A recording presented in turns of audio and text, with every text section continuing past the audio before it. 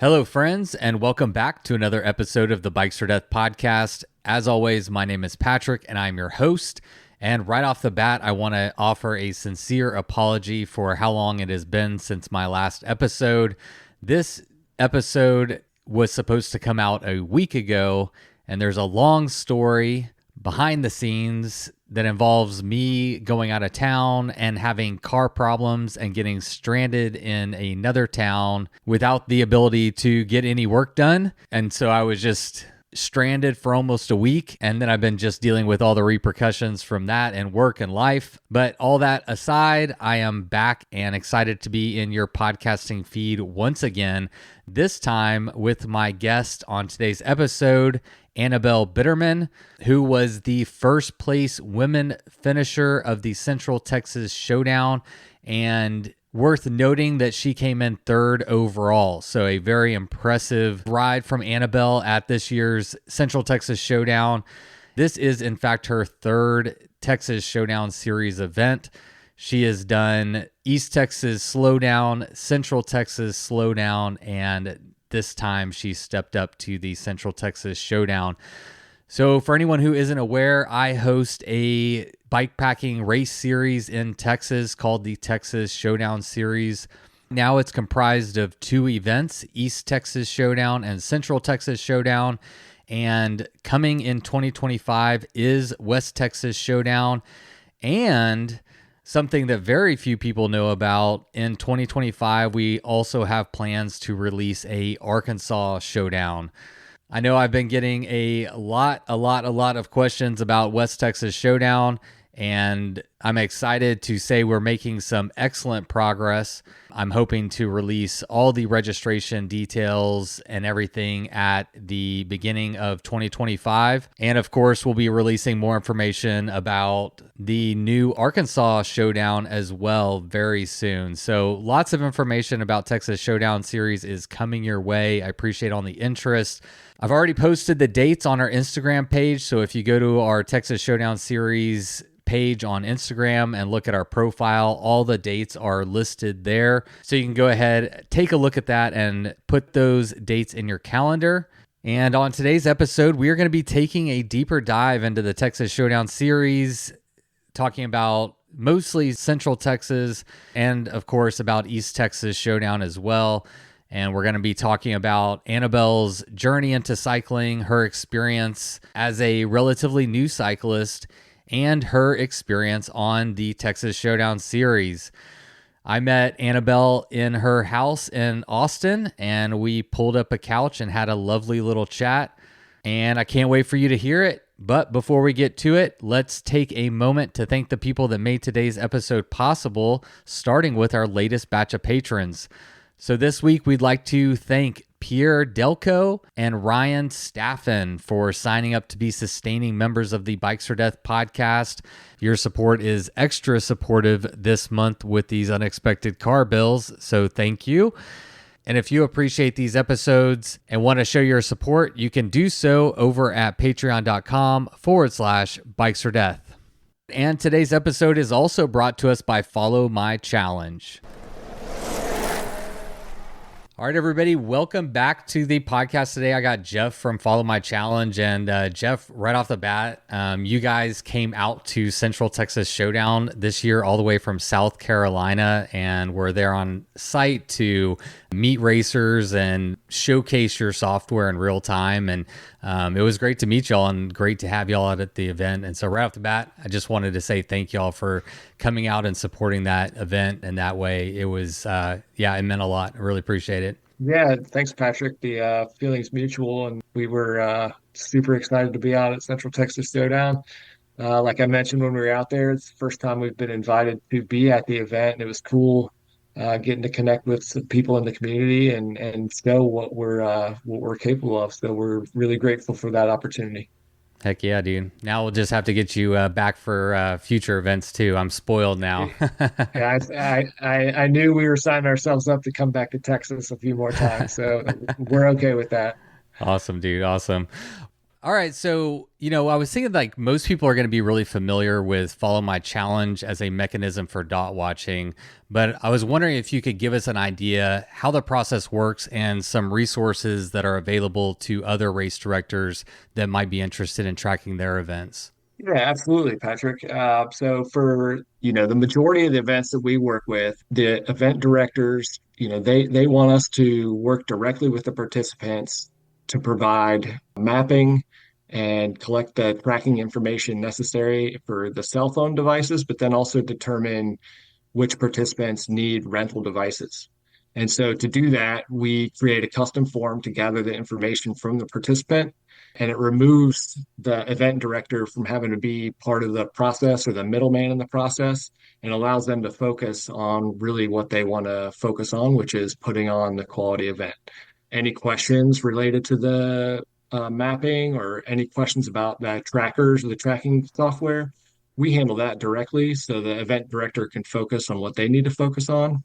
And then throughout leading up to the event, we keep the event director informed of who's registered with us, who still needs to sign up for tracking, so that they have a good understanding of who still needs our services. And then about a week prior to the event, we ship all the rental tracking devices to the actual race director themselves. We provide the participants the instructions on how to use the devices if they have a rental device. And we also provide an overview of how our map works so that it directs not only the race director, but also the participants to the map itself so they can see what features are available. Yeah, I mean, that's what I think you guys do really well is, first of all, you can, like you mentioned, have an a la carte type experience where you get to choose the level of interaction or service that you want from Follow My Challenge. And then after that, I mean, you guys are just so in communication on top of everything. It's one less thing for me to worry about. And that's something when you're managing, 100, 200 people, I really appreciate. So, from my experience, it's been wonderful to just have somebody that I can trust to turn that responsibility over to and to manage all of those devices, manage all of the questions and all the registration and just everything on that end. It's been wonderful. So highly recommend you guys for anyone who is interested in getting live tracking for their event. So if you are, Jeff, where can they find you guys? Where can they find more information? They can reach out to us at our website at followmychallenge.com. There'll be a link there which you can email us directly for a request, or they can hit us up on Instagram at Follow My Challenge USA as our Instagram. And we pride ourselves on being very responsive. And then, we also pride ourselves on, as you mentioned, like being there for support. Even if we're not directly at your event, we are monitoring your map in the background. We are providing any kind of support that you need as the event director. So again, you can focus on putting on a quality event. Awesome, dude. Well, from start to finish, man, y'all are knocking out of the park. And I appreciate you coming on the podcast today to talk about Follow My Challenge, man. We will talk to you on the next one. All right. Thanks, Patrick. Really appreciate the opportunity. Ching, ching, ching, ching, ching. The bills have been paid, and now it is time to get to my chat with Annabelle Bitterman. I just flipped on the mics and we started chatting, and so this episode just dives right in. But before we get to it, let's have my friend Miles Arbor kick it off with the Bikes or Death theme song. You load up your bike, you ride away from home. You could be with your friends or you could be alone. You ride for a day or maybe more. You just love being in the great outdoors. Everything you need is strapped to your bars, including that new pillow you got from Santa Claus. And then you think, oh shit, to yourself. You left that super lightweight tent on the living room shelf. Bikes or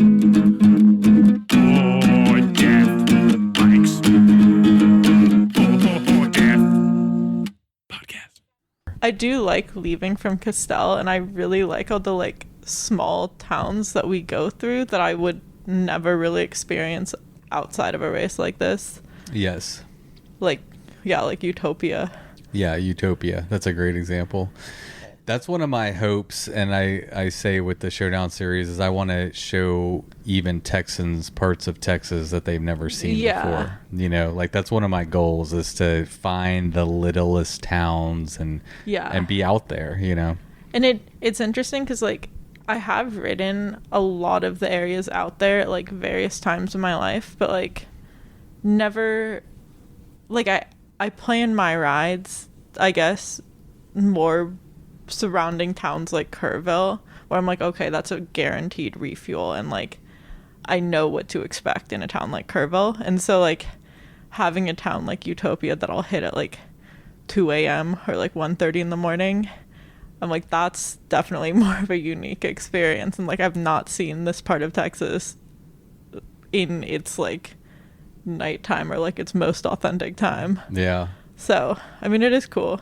It's fun to ride through the night too, because you're just seeing everything differently. Yeah, I love it. Have you ridden through the night much? Yeah, I have, especially because it gets so hot here. And so even just like a 150-mile ride that I'm just doing by myself, I would start it at like 7 or 8 p.m. just to avoid the heat. Yeah, I'm and into then that. Ride into the morning, but I'd finish my ride at like 6 or 7 in the morning and then just go to bed. Or honestly not sleep because I have such a hard time sleeping, and then just be delirious. Well, that's good training for endurance racing for sure. Yeah. Unintentional training too. It's really just like me doing everything in my power to continue long rides through the Texas heat, and then just those rides needing to be at night, basically. Yeah. But it's really nice biking through the night. I love it. I love it. It's just a completely different experience. I love it during the day and I love it during night. Like I've had this argument with myself, what do I like more? And I don't know. I just like them both. They're both fun. It's a different experience doing the same thing. Yeah. And like, I mean, I ride through the day all the time, but like my night rides are still, even though I've done like quite a few now, they're still always very like unique experiences.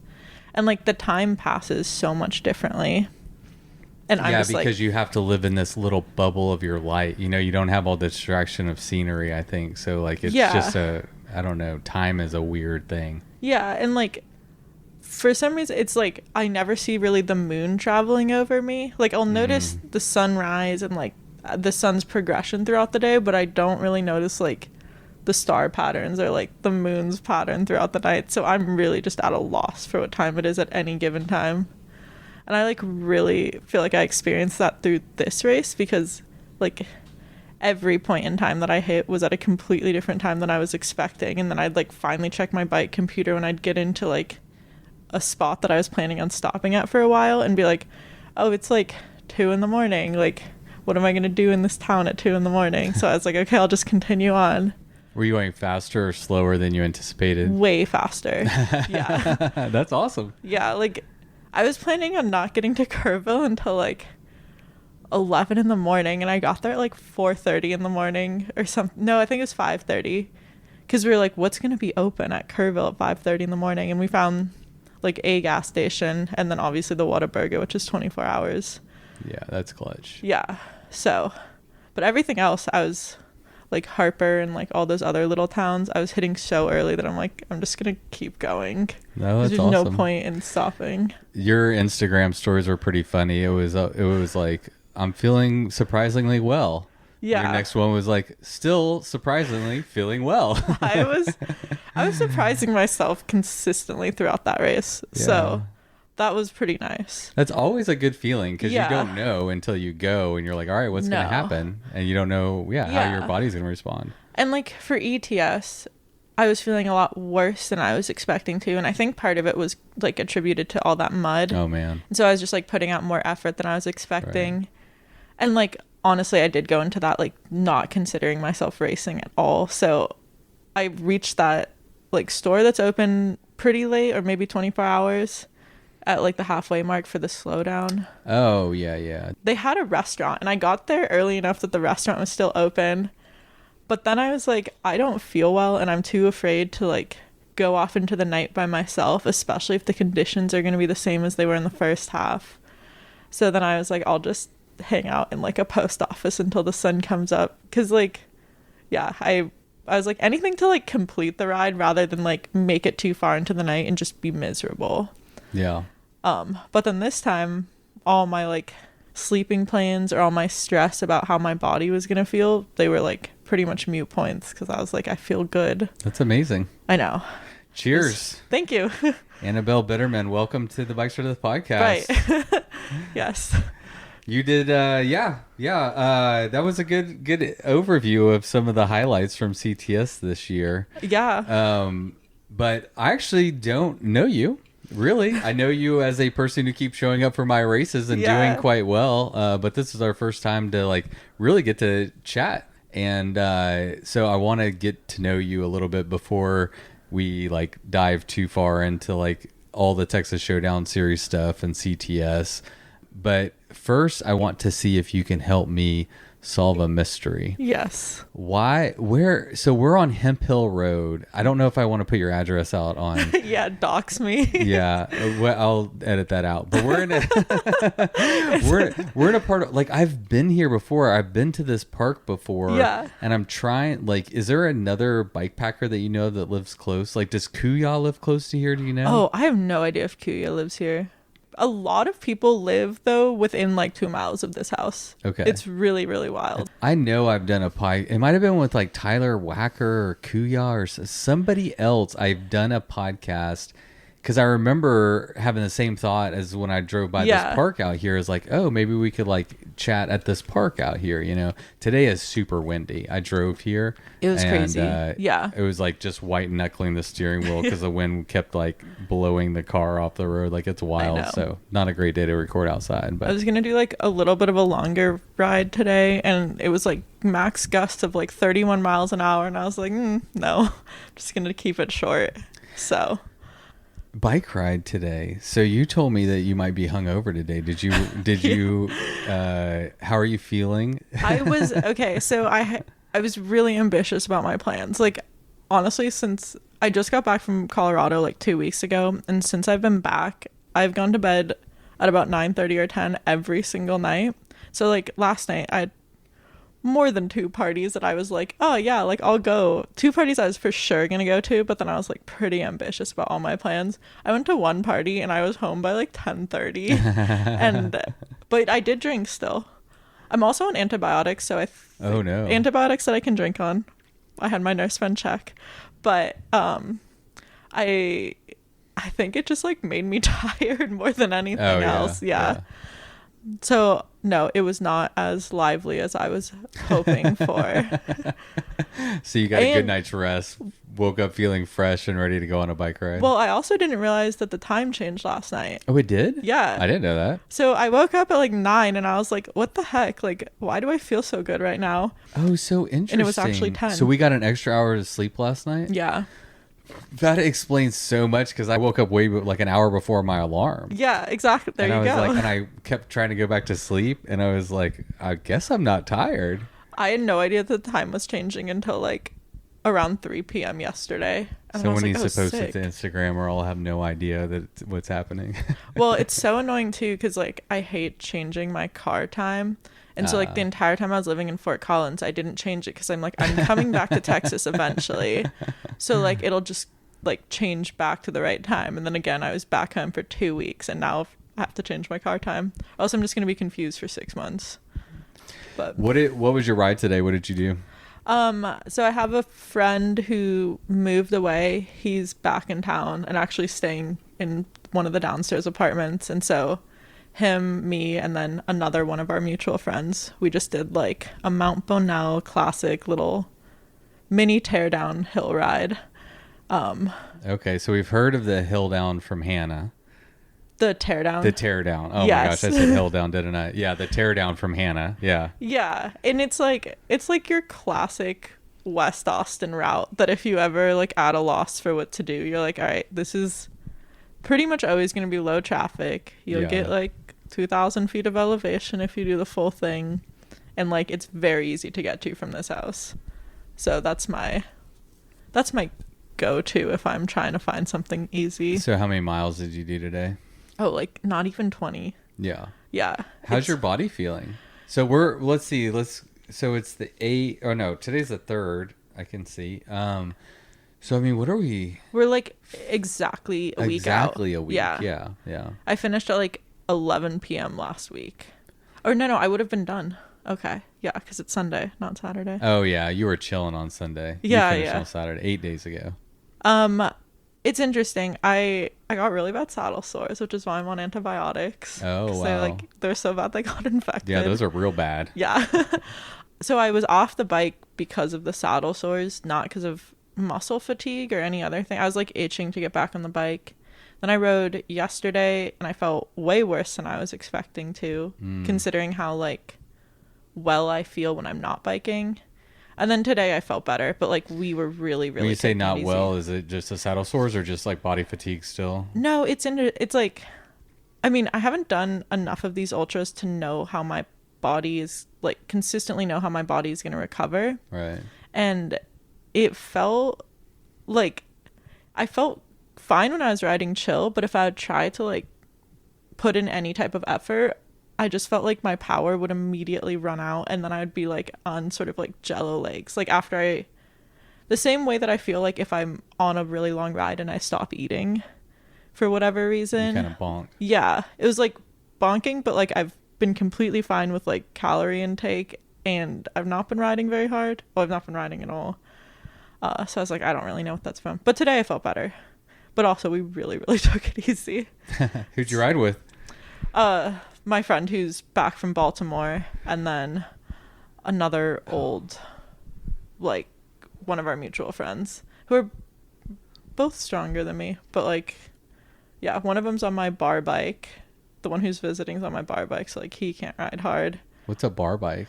It's the bike that you take to bars that you don't care about getting stolen. Yeah. You got to have one of those in Austin. Yeah. It's like a $200 bike that I got 5 years ago. Yeah. I was thinking like some type of handlebar type situation, but yeah, that's smart to have a bar bike. You need one here for sure. It makes sense if you're going to go to the bars on your bike, and that's the best way to go on the bar. Yeah, I don't Uber or drive anywhere. So. Really? I have a car, but I just don't touch it. So you just go to bars that are like close by? I mean, nothing's far here. Yeah. Well, Austin is big, but like everywhere you're wanting to go, you can get to pretty quickly. I go to like East 6. Like that's as far as I'll go.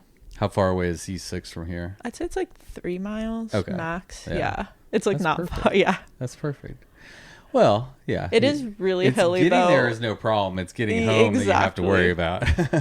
I always joke because like it's the slightest uphill back to this house, but it is the hardest hill I've ever climbed after like a night out. Yeah. Way harder than those leaky climbs at 2 a.m. Literally, yes. Yeah. Like this is nothing compared to trying to get home from like East 6 at 12 p.m. All right. So what else? Are you a native Texan? No. Then what brings you here? My family. Okay. Yeah. I'm from Los Angeles and then graduated from school and didn't have a job. And my aunt very kindly was like, you can come live here.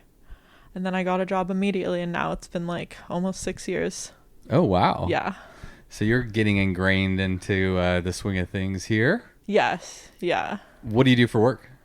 I work in clinical research and clinical compliance. So I make sure that we're ready for an FDA audit when we finally submit our clinical trials.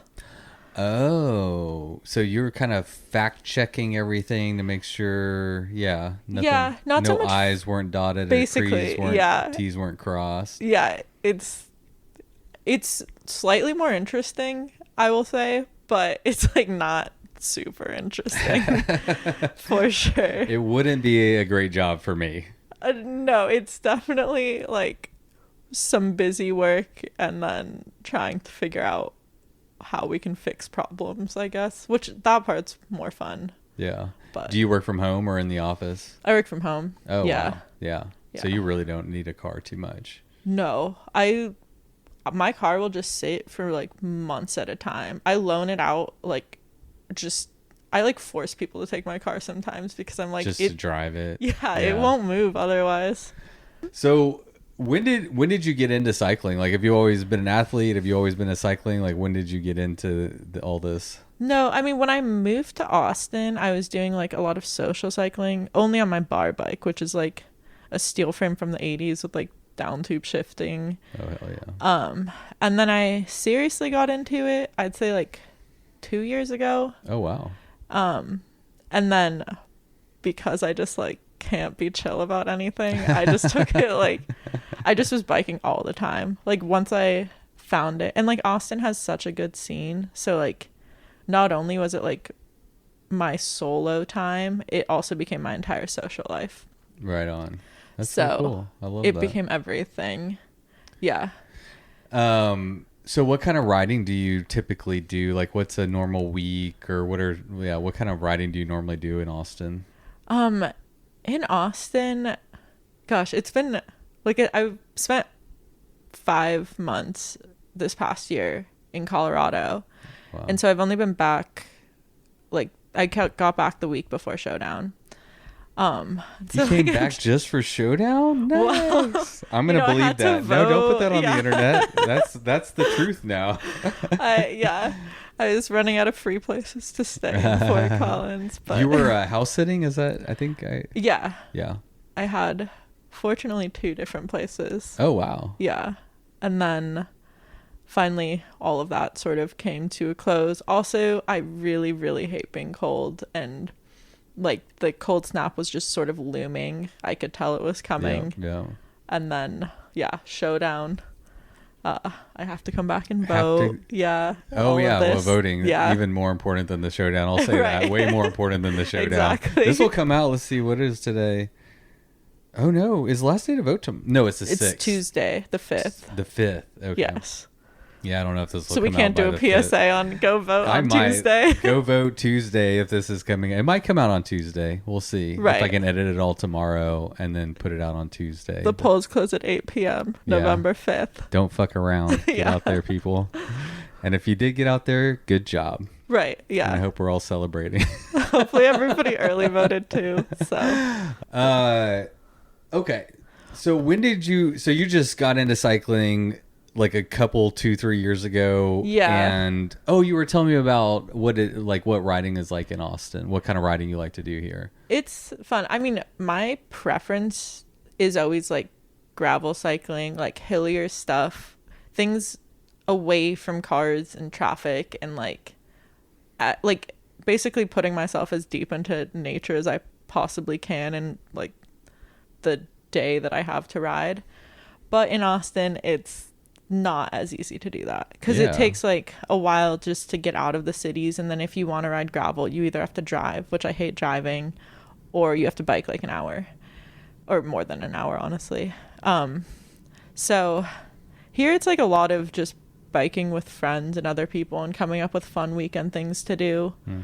But yeah, my preference is always hills, nature, and no cars. 100%. Which we don't get in Austin. And the reason that cycling I think is special here more so than in other places is just because you have such a big community around it. Yeah. And whatever type of ride you're feeling in a day, you can either find a group ride or like one of my friends will be down to do it. So it's less solo adventuring, which like I'll still do a ton of solo bike rides, but it's really like community I think that makes me enjoy Austin biking. Yeah. Y'all are lucky here. Yeah. I just started a bike club in Yeah. my hometown. It's something I've been wanting to do for a long time. And at Central Texas this year, there was 6 people from my hometown. I'm like, holy shit, all y'all people live in my town? Wait, where is your hometown? Bryan College Station. Oh, okay. So 2 hours away to the east of you here. And anyway, I've had this idea for a cycling club, and it would just be like, because I'm busy, it's probably only gonna be once a month, maybe twice a month. Yeah. But every ride's gonna be different. So like, we'll do mountain bike, we'll do gravel, we'll do a campus cruise where we ride up every parking garage at Texas A&M. We'll go, on a booze cruise, like just like every single time do That's something really fun. different, Yeah. and like, that's just my idea of like a fun way to do it instead of being locked in like, oh, we're all going to be like hardcore mountain bikers. Like I want like the community to be like, oh, I want somebody else to like plan a ride. Yeah. Oh, I planned a cemetery ride. So we're going to go and do one. And like, I'm going to make everyone like do a shot at every cemetery or something like that. Just fun, trying to build the community and have fun with it. Wait, so is there good biking in Bryan? No. Okay. Yeah. It's really bad. Because I imagine like in Austin, we get, I think, pretty aggressive car traffic, like cars that are not super stoked to see you out there, which is why I tend to try to stay as far away as I possibly can from cars. But yeah, I imagine Brian's like tenfold worse. Yeah. First of all, I don't fuck around with traffic. Yeah. I will go through great lengths to be in the safest environment possible as a cyclist. Yeah. Like, that's super important. And secondly, our infrastructure in Bryan College Station is atrocious. Like, I could see that. Y'all have a lot of people here, and I mean, I know it varies depending on regions, but overall, like, there's pretty decent infrastructure, and the city is investing in good infrastructure. And then you got a ton of like rogue trails that like people are just going, like mountain bike trails that people are just building. Like, there's a lot going on here. Yeah, that's for sure. I mean, I feel honestly a little bit like disconnected right now just because I've been out of town for so long. But I'm only home for like another month, and then I leave for Los Angeles again, which has very nice biking actually. But like, yeah, it is cool to come back to Austin and just like be riding on my normal roads and be like, oh, that's new. Like, that's a really nice addition to the city, and like that's a good new bike lane. So I'm curious, you're going out to LA, like, since you can work from home, are you just finding, you're just like, oh, I'll go live here for a little while?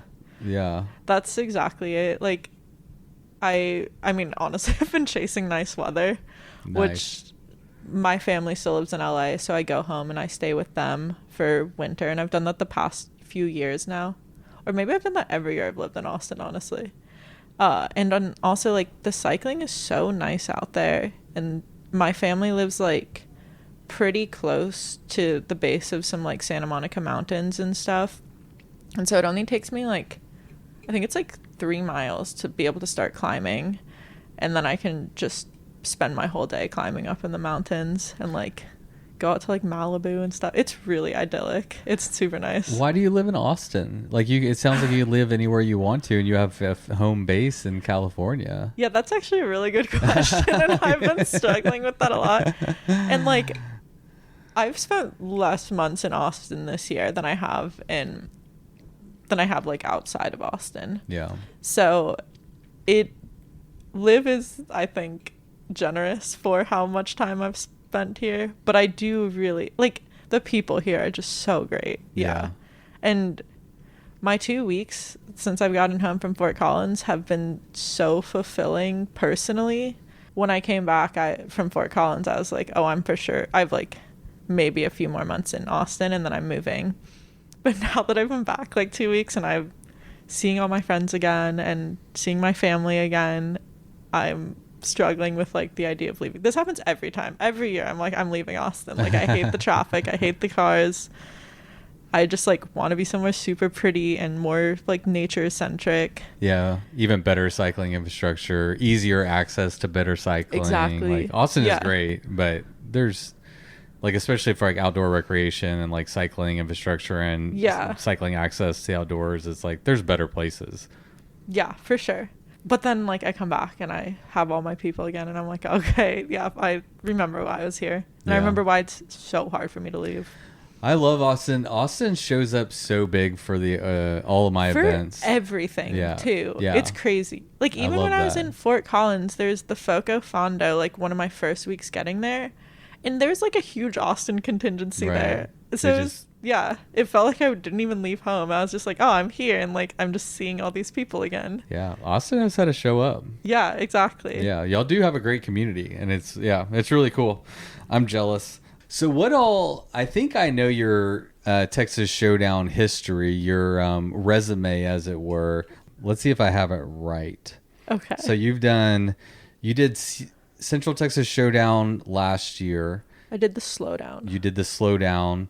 You were the winner of the Slowdown last year, and you were the 4th overall. Yes. I don't know if you knew that. I can't remember what I was overall. But yes, I think I was 4th, because I remember being like, oh, I could have like, that last bathroom stop I didn't need. I was just really sick of that gravel at night, and I was like, oh, damn, I could have like done a little bit better. But that's still good. Was that your first bikepacking race? Yes. Yeah. So CTS 2023 was your first bikepacking race. You won it. You came back to East Texas Showdown in 2024, and you did the Slowdown again, got 3rd place. And then this year you did CTS again, and you were the overall winner for the showdown. So first place female and third place overall for the showdown. However, I don't know if we want to include this, but those actual female placements, I feel like they're a little bit skewed because I can't remember how many people did ETS this year, women, like how many women for that actual race. But I like slept in the post office, and I didn't start riding again until probably like 6 a.m. after having gotten to the post office area at like 8 p.m. that night. So I had a very long time before riding again, and I don't know if any women finished after me. Okay. There may have been because I don't remember. Yeah, I don't remember ever looking at the results. And then this year, as you know, only one woman finished for Showdown. And it was you. Yeah. But I mean, I hear what you're saying, yes. But you're also third place overall, so you beat all the dudes, all but 2 dudes. That I was happy with. I was actually very happy with my performance this year, just considering how anxious I felt going into it, because like that was my longest ride, and I was like really not feeling super confident in my cycling going into this ride because I'd been like experiencing burnout in Fort Collins, and I had a work trip, and like I'd gotten sick, and I basically had spent like the month leading up to it just like not feeling super happy about my cycling. But starting this race like the day before and like just being on the start line, I was so stoked and like feeling really, really good, and all my original excitement about biking that I've been experiencing for the last 2 years was back. So I was like, that 1 month of burnout really like it's completely gone now. Now I'm like stoked about cycling again. So interesting. I'm happy I had And it Showdown. happened like before the event even started, like a switch just like flipped. I think it was like being there and present and around all these other people and seeing, because every year it's sort of like it's a lot of the same people who show up. Yeah. And so even if I don't see them outside of like this race, it was really cool to see everybody again. Everyone was like very much hyping each other up, which I thought was really fun. Nice. And it truly hyped me up a lot. And so then on the start line, I was like, I'm excited to like bike, and I'm excited to bike by myself and like meet people and like do this adventure. So like all my nerves were gone, I feel like, by the time the race actually started. What were you nervous about? Was it just kind of that, you know, if you're like burnt out, then you're like, do I have the inner will or that thing that's going to like make me want to keep going when things are like hard, essentially? Yeah. Like it's interesting because, again, for the whole time I've been biking, every weekend I'm like, oh, what exciting, fun, like ride can I do? And like how, especially in Fort Collins, I was like, what ridiculous ride can I do every weekend? Where like I'm sort of pushing the boundaries of the weekend before. And then I'd done this like 200-mile ride, like just by myself. And that's like obviously that's a long time to be by yourself, but I finished and then just like got really sick. And then I don't know, I was just not motivated to have these long weekends by myself out on the bike. Did you get sick from riding, or was that unrelated? I'm pretty sure it was from like the back-to-back high volume weeks that I'd been doing all summer. Your body was just... Yeah, it's happened to me before where I just like continue to push myself too hard and not listen to my body. Right, okay. And so then that happened, and then again I was like traveling for work a bunch. And then I was also leaving Fort Collins, so like I needed to say goodbye to all my friends and just not prioritizing biking and not like, I guess, wanting to in a way. Yeah. But now I'm like really like, then I came back to the race, like did that, obviously that went pretty well, and then now I'm just like itching to bike again, and I'm really excited for like, we have Tour Hugo coming up this weekend. Oh shit. Yeah, and I'm like So I'm just like stoked. That's a huge, for anyone who doesn't, it's like 120 miles, huge hill ride, like 1,000,000 miles of elevation. Yeah, I or think 1,000,000 feet. last year was like 111 or 112 with 11,000 or 12,000 feet of elevation. And like, it's like Austin, so they're all like rollers. So it's not like in Colorado where you just climb like one or two big hills. Right. It's up and down, up and down, yeah. up and down. Yeah. I think like the max elevation is like 800 feet and the min is like 200. So that's like, a totally different style of riding than. But it is still really fun, especially because so many people show up to it. Yeah. I got to do that one year. You really should. Yeah. When does it start? It's Saturday. This coming Saturday? Yeah. You should do it. Maybe. Because people even like just do like half Hugel. And Half so they'll Hugel. do like the first or second half. Yeah. If you don't want to commit to the full thing. I want to commit to the full thing. Yeah. And I want to crash and burn in I epic mean, glory. You might, but honestly, you're going to have such a fun time doing It's it. going to be my MO. The biking burnout, did that bother you? Like, yeah. It bothered me a lot. I think mainly because like, again, being like a little bit newer to biking, I never experienced any burnout before. And so I was like, in my head, I'm like, am I never going to want to bike again? Right. Like am I going to be forcing myself to bike every time I get out there? And that's never been the case before. It's been like me forcing myself to not bike because like of sickness or like obligations. And so it sort of freaked me out a little bit because I was still in a really pretty place. The weather was really, really nice. And Yeah, you're like, what's my excuse? Like, yeah, what? exactly.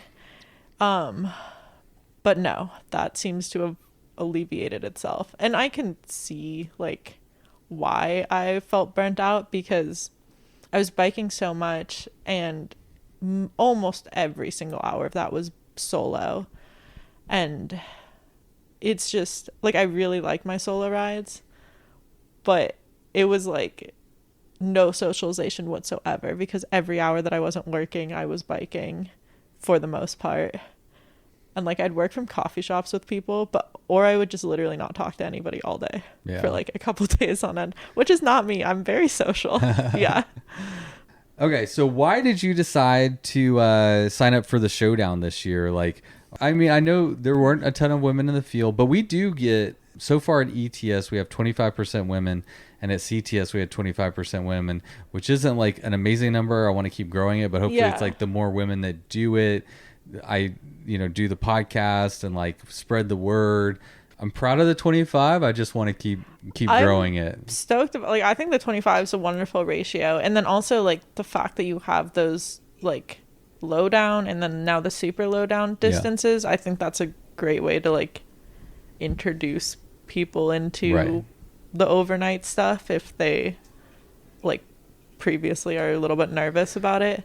But yeah, honestly, like I did showdown because like I said, like I always like to sort of find a new challenge. And then like I did slowdown obviously last year. And so I was like, I feel like if I just do that again, then like I'm just doing the same thing. Like I'm not going to necessarily be like that impressed with myself. Also though, I do want to do West Texas Showdown. And then you said you have to do a showdown, right? Yeah. Okay. So yeah, that was another like mini motivation, but it just doesn't feel right to like re-enter the same race when there's something that I could challenge myself a little bit more. Because I finished Slowdown last year being like, oh yeah, I could totally keep biking. Like I felt really good when I finished Slowdown. Right. Yeah. I think just that area makes me pretty stoked to just keep biking. Because even Central when I finished, Texas. Yeah. When I finished Showdown, like if it wasn't for those really bad saddle sores, I was feeling like pretty nice. I was feeling pretty good. Yeah, you seemed in great spirits. Like I saw you leaving on the death loop, and then whenever you came back to finish, I mean, you seemed well. Weird. I think that mechanical that I had, like at the end, it totally just like made me distracted, and I stopped thinking about like how hard the ride was, and I was like, okay, like I've never ridden a single speed really before, except for the last time my shifting broke and I had to ride home from San Marcos on a single speed. So like that was the only other time I've ever ridden a single speed. So I was like, okay, like I'm looking at each hill and like getting really stoked about like needing to pedal super hard to try to like get the momentum to go up. So that was a pleasant distraction. Not a real pleasant distraction. Enough of a distraction that I was like, all right, the tedium of doing the same thing over and over again is not still a thing. Yeah. That's why I don't ride single speed a ton. I'm not exclusive to single speed, but I do have one bike, and it is a fun way. Like, it just mixes it up. It's like, oh, we're doing the same thing, but we're doing it in a slightly different way, and it shifts the whole dynamic. Yeah. Like when you can pedal, when you're having a forced recovery, how hard you have to pedal up, the whole thing. The most frustrating part about riding single speed was the like times when I wanted to bike faster, and my shifting snapped, and then it goes immediately into the hardest cog. Like, that's just like how the tensioning, I guess, works. I'm not a bike mechanic, so I don't really know. So I moved it over like to the third hardest, which was both like annoyingly too hard to go up some hills, but then also I was just spinning out so quickly. And so like the most frustrating part was spinning out on that like last just road section where I really felt like I could have made up some time. Yeah, real strong. Because I was just sitting there like not pedaling, like, oh, I could really be pedaling right now. Yeah, that's the frustrating part about single. You just have to like accept it, because that's why I call them forced recovery sections. Okay. Like, it's like you're like, I guess I'm just gonna recover right now, and then I'm thinking about it like, okay, and I'm putting in like, energy reserves for the next hill whenever it's gonna like zap me. But of course, at the finish line, you're just going back down to the Lano, and you can just kind of cruise. So there's no more. You just have that one punchy climb coming out of the Lano to finish off the showdown. There's one climb I literally only had to walk one thing after like my shifting snapped, and it was like a pretty short walk. So I was like, okay, at least all the hills like chilled out after this. Yeah. But that was pretty much it. I finished feeling pretty good and like excited about life. We need to make them longer. Yeah, I don't know. Maybe just 2 death loops. Maybe. So I've already made the death loop longer on Central Texas Showdown. I'm gonna go scout it, but I think it's like right now it's only like 25 miles or something. It's pretty short. It's not very deadly, and and now it's like half paved too. Yeah. So I found one that I gotta go scout it, but it's gonna be closer to like 70, 80 miles. So would it be like, are you trying to make it like exactly 500 then or something? It comes out to 501. Oh, that's exciting. Yeah. So right at a magic number. But anyway, and I also have a East Texas Showdown XL that would add like 200 miles on. So that's a lot. I'm always looking at adding, like the way we added the super lowdown. Just finding ways. Yeah, it's like, because I mean, one thing I like about the Showdown series, and that's intentional, is like I consider it a gateway bikepacking event. Like you could start at this one, you could start at 83, then the next route is 173, then you go up to like 290, then you do 475. It's about to be 500 or something like that. So you can progress if you want to, or you can just chill on the lowdown every year. It doesn't matter, but the opportunity is there. The lowdown looked really nice when I was like coming back through, because like the routes like meet up, and then I was just like riding with a bunch of lowdown people, and I was like, wow, that actually looks really fun. You guys are like gonna stop, you guys are gonna drink some beer, eat some real food, and then like sleep. It's a good way to do it. It's I still have 70 miles. It's a great way to do it. It's too I think that I fall personally with my own like riding style somewhere between the lowdown and the slowdown. Like the slowdown, I think I'm just going to start being honest with myself. Like the more longer distances just aren't for me. Like I just don't have enough like personal convention or enough time to train or whatever at this stage in my life. And so I think the slowdown for me is like, that's about as hard as I want to go. 100 miles a day, you get 8 hours of sleep, 6 hours of sleep. And then, but the lowdown looks like real fun. Because then, you know, it's like, I don't know, day one was 55 miles, and I don't remember all of it, but I guess you're getting very manageable. Pretty early.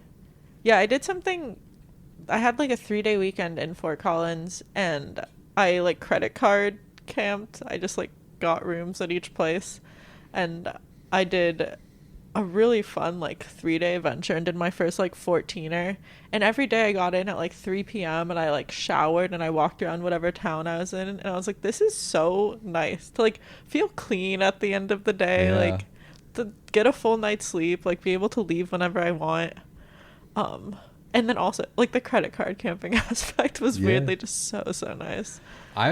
So I'm gonna start promoting more bike glamping, if we want to call it that, or credit card touring. Yeah. Natalie and I just went on 2, and we're about to go on our 3rd bike glamping trip. Yeah.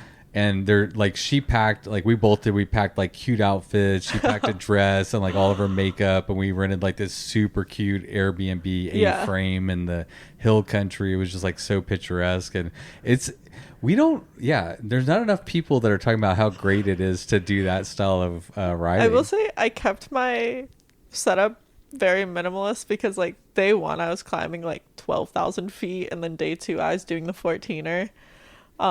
And so then I really just packed like a pair of shorts to wear to dinner, and I was walking around in my like cycling shoes everywhere when I walked around the town. Clip-ins or flats? Clip-ins, but like the SPDs. What is the 2-prong? Not the 3-prong one. I wasn't like clapping around, but like I was for sure in cycling shoes. But I don't know. I like that like I liked being the like minimalist, you know. That's one thing that, to go on a bike or like a credit card tour or whatever, you need hardly anything. It's just like a change of clothes and like some snacks and a toothbrush. Like you don't need anything, so you can carry nothing and just like blow through the miles. And then, you get to enjoy like little communities, little restaurants you want to stop at. Yeah, like places I would have never gone on my own. Right. Yeah. It was really fun. I love it. All right, so CTS, what were your goals this year going into it? You were coming out of fatigue, bike fatigue, it sounds like, and I'm also wondering if like your goals shifted from like when you like led into it, and then like when you started riding, you're like, oh, I feel good, maybe I'll change my goals. Like, how'd that go? I would definitely say like my goals shifted when I was entering. I mean, even the week leading up to it, I was like considering downgrading because I was just really feeling like anxious and like and like anxious isn't the right word. Like I wasn't nervous about like the ride itself, I guess. I was just nervous about how my body would respond. My goal was literally just to complete it and like do that at all costs, like whether that meant like needing to get a hotel in Kerrville if I like got in and I was just feeling terrible, or if like my initial plan was to sleep in the Vanderpool post office because I had some insight that it was heated and I thought it was going to be really cold. And then, I reached like Vanderpool and I was feeling still like so good. Like it was one of the best I had felt the whole ride. And that was like pretty early in the morning. And so I just continued on, and then I caught Zach, which I was like pretty surprised about. And we went into like Kerrville together, and we saw like Nick sitting in Whataburger and found out that he had his whole like wheel mishap, and so we're like, okay, we're sitting in like second and third. So like, Nick was in second proper. Jesse took off from everybody. He wasn't even in the conversation unless he had some major mechanical or something. He was gone. We didn't even like catching Jesse wasn't even like something that I in my wild, like it wasn't even something I was considering. I was like, all right, he's not even in our race, like that's completely fine. So then like my goal from then on was just like I want to sort of stay in my position while also prioritizing like completing it, so like nothing that would put me too deep into any scenario, like with the heat, like nothing that would put me too deep that I would need to back out. And so when like the heat caught up to me, I was like, I'm just gonna like sit in the shade, and no matter what happens to like my result, like whatever, so long as I can complete it. And that was a good decision on my part. So you went from like starting it to being like, I just want to finish this darn thing, and maybe I even want to step down, but then you started riding, you're like, okay, I want to stay competitive, I want to get the best position I can. At like no point in time was I prioritizing competition, I would say, because this was already going to be my hardest ride by whatever, like 170 miles. Right. And so I would have been happy with myself having just completed it. And then again, like the priority was always completing it and not putting myself into danger. And then I did. Of course, you always get competitive and like you always want to do the best you can do. And so like Like, there was no question in my mind that I wasn't going to do, like, death loop at the second I got in and, like, make that turnaround super fast. But also, I don't check the tracker ever. So really? I didn't know my position really until, like, I caught Zach. I was expecting there to be, like, multiple riders in between us. And then I think it was Zach who knew where we were sitting, like, position-wise. So that was the first time I, like, actually sort of figured it out. It's hard to check the tracker too because there's like hardly any there's cell no phone cell service. Reception. Yeah. And like I like also didn't have the link. Like I had been sent it, but I couldn't remember who had texted it to me and stuff. And so like I like had the like vaguest notion, I think, in Bandera to check the tracker, and I was like, I need to just like make this turnaround super fast, like and get back on the road again. And so then that like fleeting thought left my mind, and I was like, all right, I'm just not going to check the tracker again because like the next cell reception's Kerrville. So that I had. Yeah. Let's ask a listener question. I don't know. Okay. Linus Mercer on Instagram. Do you know this person? Yes. Okay. Linus Mercer. Who is it? He's a friend, just like a old cycling friend. I actually met him at like a breakfast club ride. Yeah. Okay, cool. They want to know, what is your training spot and why is it CCH? I think before I even heard the second part of that question, I knew I was going to have to answer the coconut corn husky. We have this bit in our friend group to basically just cycle the stupidest segment in all of Austin. It's this 0.9 mile circle around like a high school or a middle school or something right off the Walnut Creek Trail. And so Linus actually just a few weekends ago did a century on it with one of our other friends. Which, so 100 laps? More than 100 More than laps 100 because it's 0.9. Obnoxiously like 0.93 miles. But the other really annoying thing about this segment is it's all left turns. So like you're not like, it would make more sense if it was all rights, but no, it's all lefts. And then he named it the Coconut Corn Husky, which I actually have the QOM on it. So because nobody else does it. Yeah until this comes out, and then it would be psychotic for anyone not in our friend group to frequent this segment, but because it's become a bit now, they just do it too much. Is it hilly? Is it it's distinctive completely in flat. any way? No, it's not distinctive in any way. Is it pretty right to ride? No, it's actually once. So I used to, every century I would do, if I was like coming back on Walnut, I would add in the Coconut Corn Husky loop, mainly just to like appease the friend group. And one time I was biking it at night after finishing like 100+ mile ride, and the like one of the largest dogs I've ever seen like escaped from its yard and like came at me and almost took me out. And I was like, I can't, if I die on the Coconut Corn Husky loop, I would be so upset. They would put a memorial to you though, you know, and your friends would always ride by it. My white bike, they would have to look at it. Yeah, your ghost taken bike. Out by a dog. Yeah. They would never forget you. I hope they're not going to forget me. Even if you don't die on that, I hope they don't forget you. That's a good point. I would be pretty offended. No way. All right, before I ask you the next listener question, I want to ask you a kind of a setup question. But so for anyone who's never done Central Texas Showdown, or even people who don't live in Texas, how would you describe the Central Texas Showdown route to people? I think it's honestly really, really pretty. Very, very low car traffic, with the exception of that like little comfort area. I think we're fixing that next year too. I got some good leads on how to make that section better. So yeah, I mean, that was the only section, and like both years now I've hit that right at rush hour. So like I'm hitting it Friday rush hour too. So like I'm really hitting it at probably its like lowest moment. But other than that, it's just like even though that first bit is a lot of road, it doesn't really feel like it feels like you're on road like physically, but it doesn't feel like your classic Texas roads, because like I passed so few cars that first day, and honestly the second day as well. And then also of course you're like starting going through Fredericksburg and like the Enchanted Rock area, so it's just gorgeous.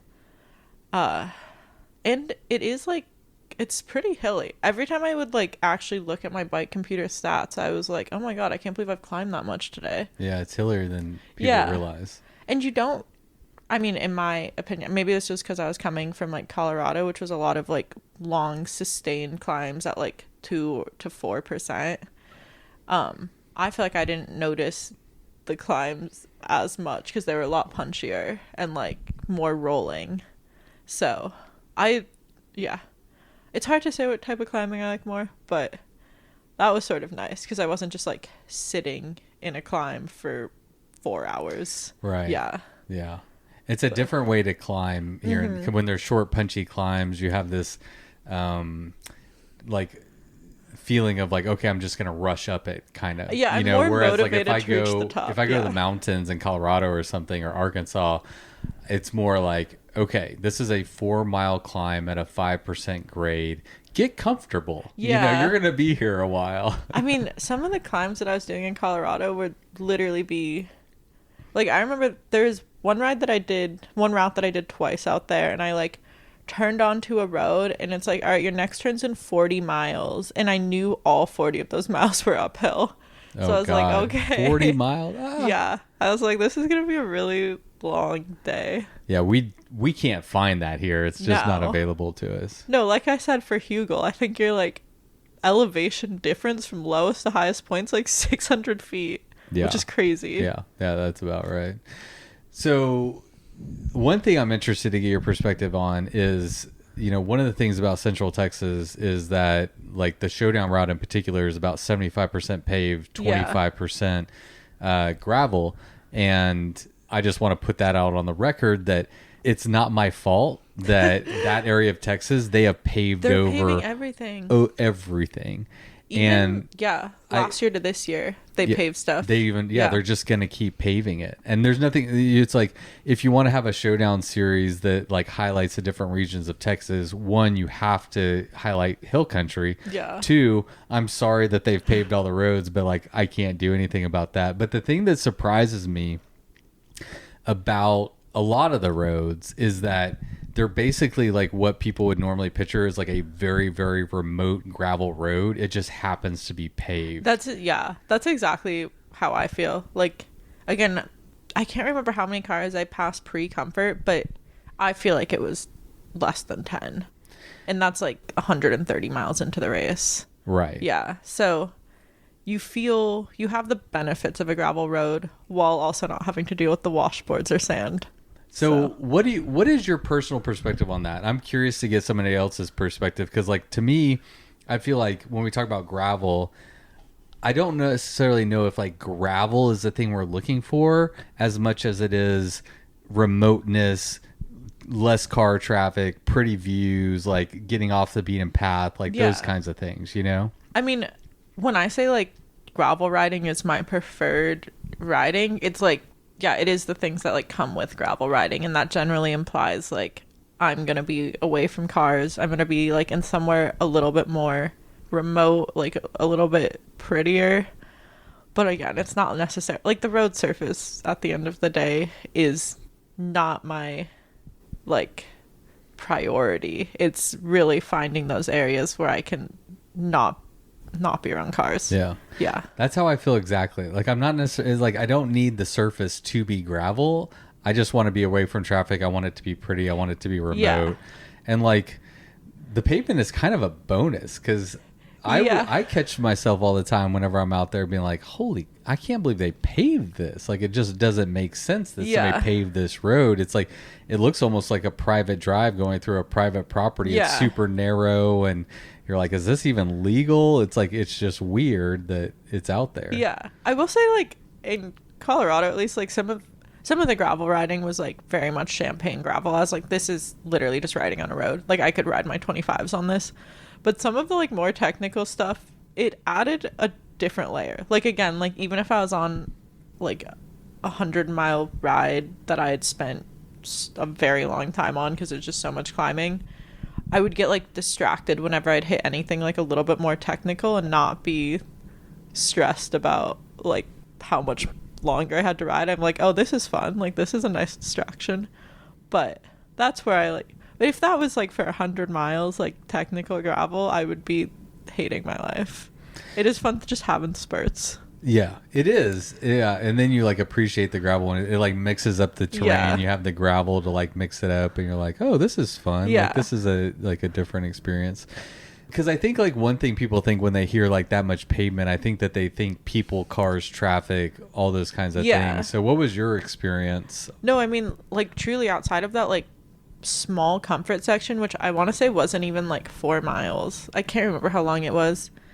It was just like, it was, I think, very remote. And then again, so much of that course you do at night, and then my nighttime, I didn't see a single car. Right. And like I clock them when I see them, especially at night. Like being a girl riding by myself, like I'll clock a car on a remote road a little bit more, and I was not clocking anything. Jesse was setting a I don't know, something on his Garmin, like he would make a lap or something. Yeah. Yeah, that's what it is. He would like record a lap. So a car would pass him and he would hit the lap button, and then he would count and do it again next time a car came. Interesting. But he said like he went one section, it was like 4 hours between like one car to the next car. Oh, for sure. Yeah, especially because like I think I hit one of the more remote parts of the course also at night. So like I really wasn't seeing a soul, because I was from like Utopia to Leakey and back up to Kerrville. Until you get back into Kerrville, it's all super remote. And again, like we rolled into Kerrville before the sun was up, and we rolled out of Kerrville before the sun was up as well. So like we weren't even getting like morning traffic. One of the things that I like about the route is the fact that, I mean, it's 75% pavement, but then you have 25% gravel. Some of the gravel is very loose. We had really bad washboards this year. The washboards were horrendous compared to especially like last year. And then we have like a lot of river crossings, so there's quite a few river crossings, especially like the northern section of the route. So like there's no one right bike. You're never going to be on the right bike 100% of the time, which I think kind of makes it fun. It's like, all right, what am I going to prioritize here? Like a narrow tire with like fast tread for 75% of it, but it's really going to be like a suck for 25% of it. Do I find a balance? Like, anyway, I think that makes it fun. And I'm curious what you chose for your ride.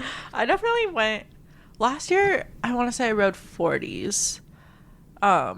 This year, I was going to ride 40s again, and then my first 3 miles riding in Austin, like the Sunday before the ride, I rolled over something, and it took me so long to plug that tire. Like, I put a plug in it, it just kept leaking sealant and stuff, and I was like, I don't trust these tires to, like, also the tread was pretty worn, but I didn't trust riding those tires for the race, and so I swapped tires, like, a few days before.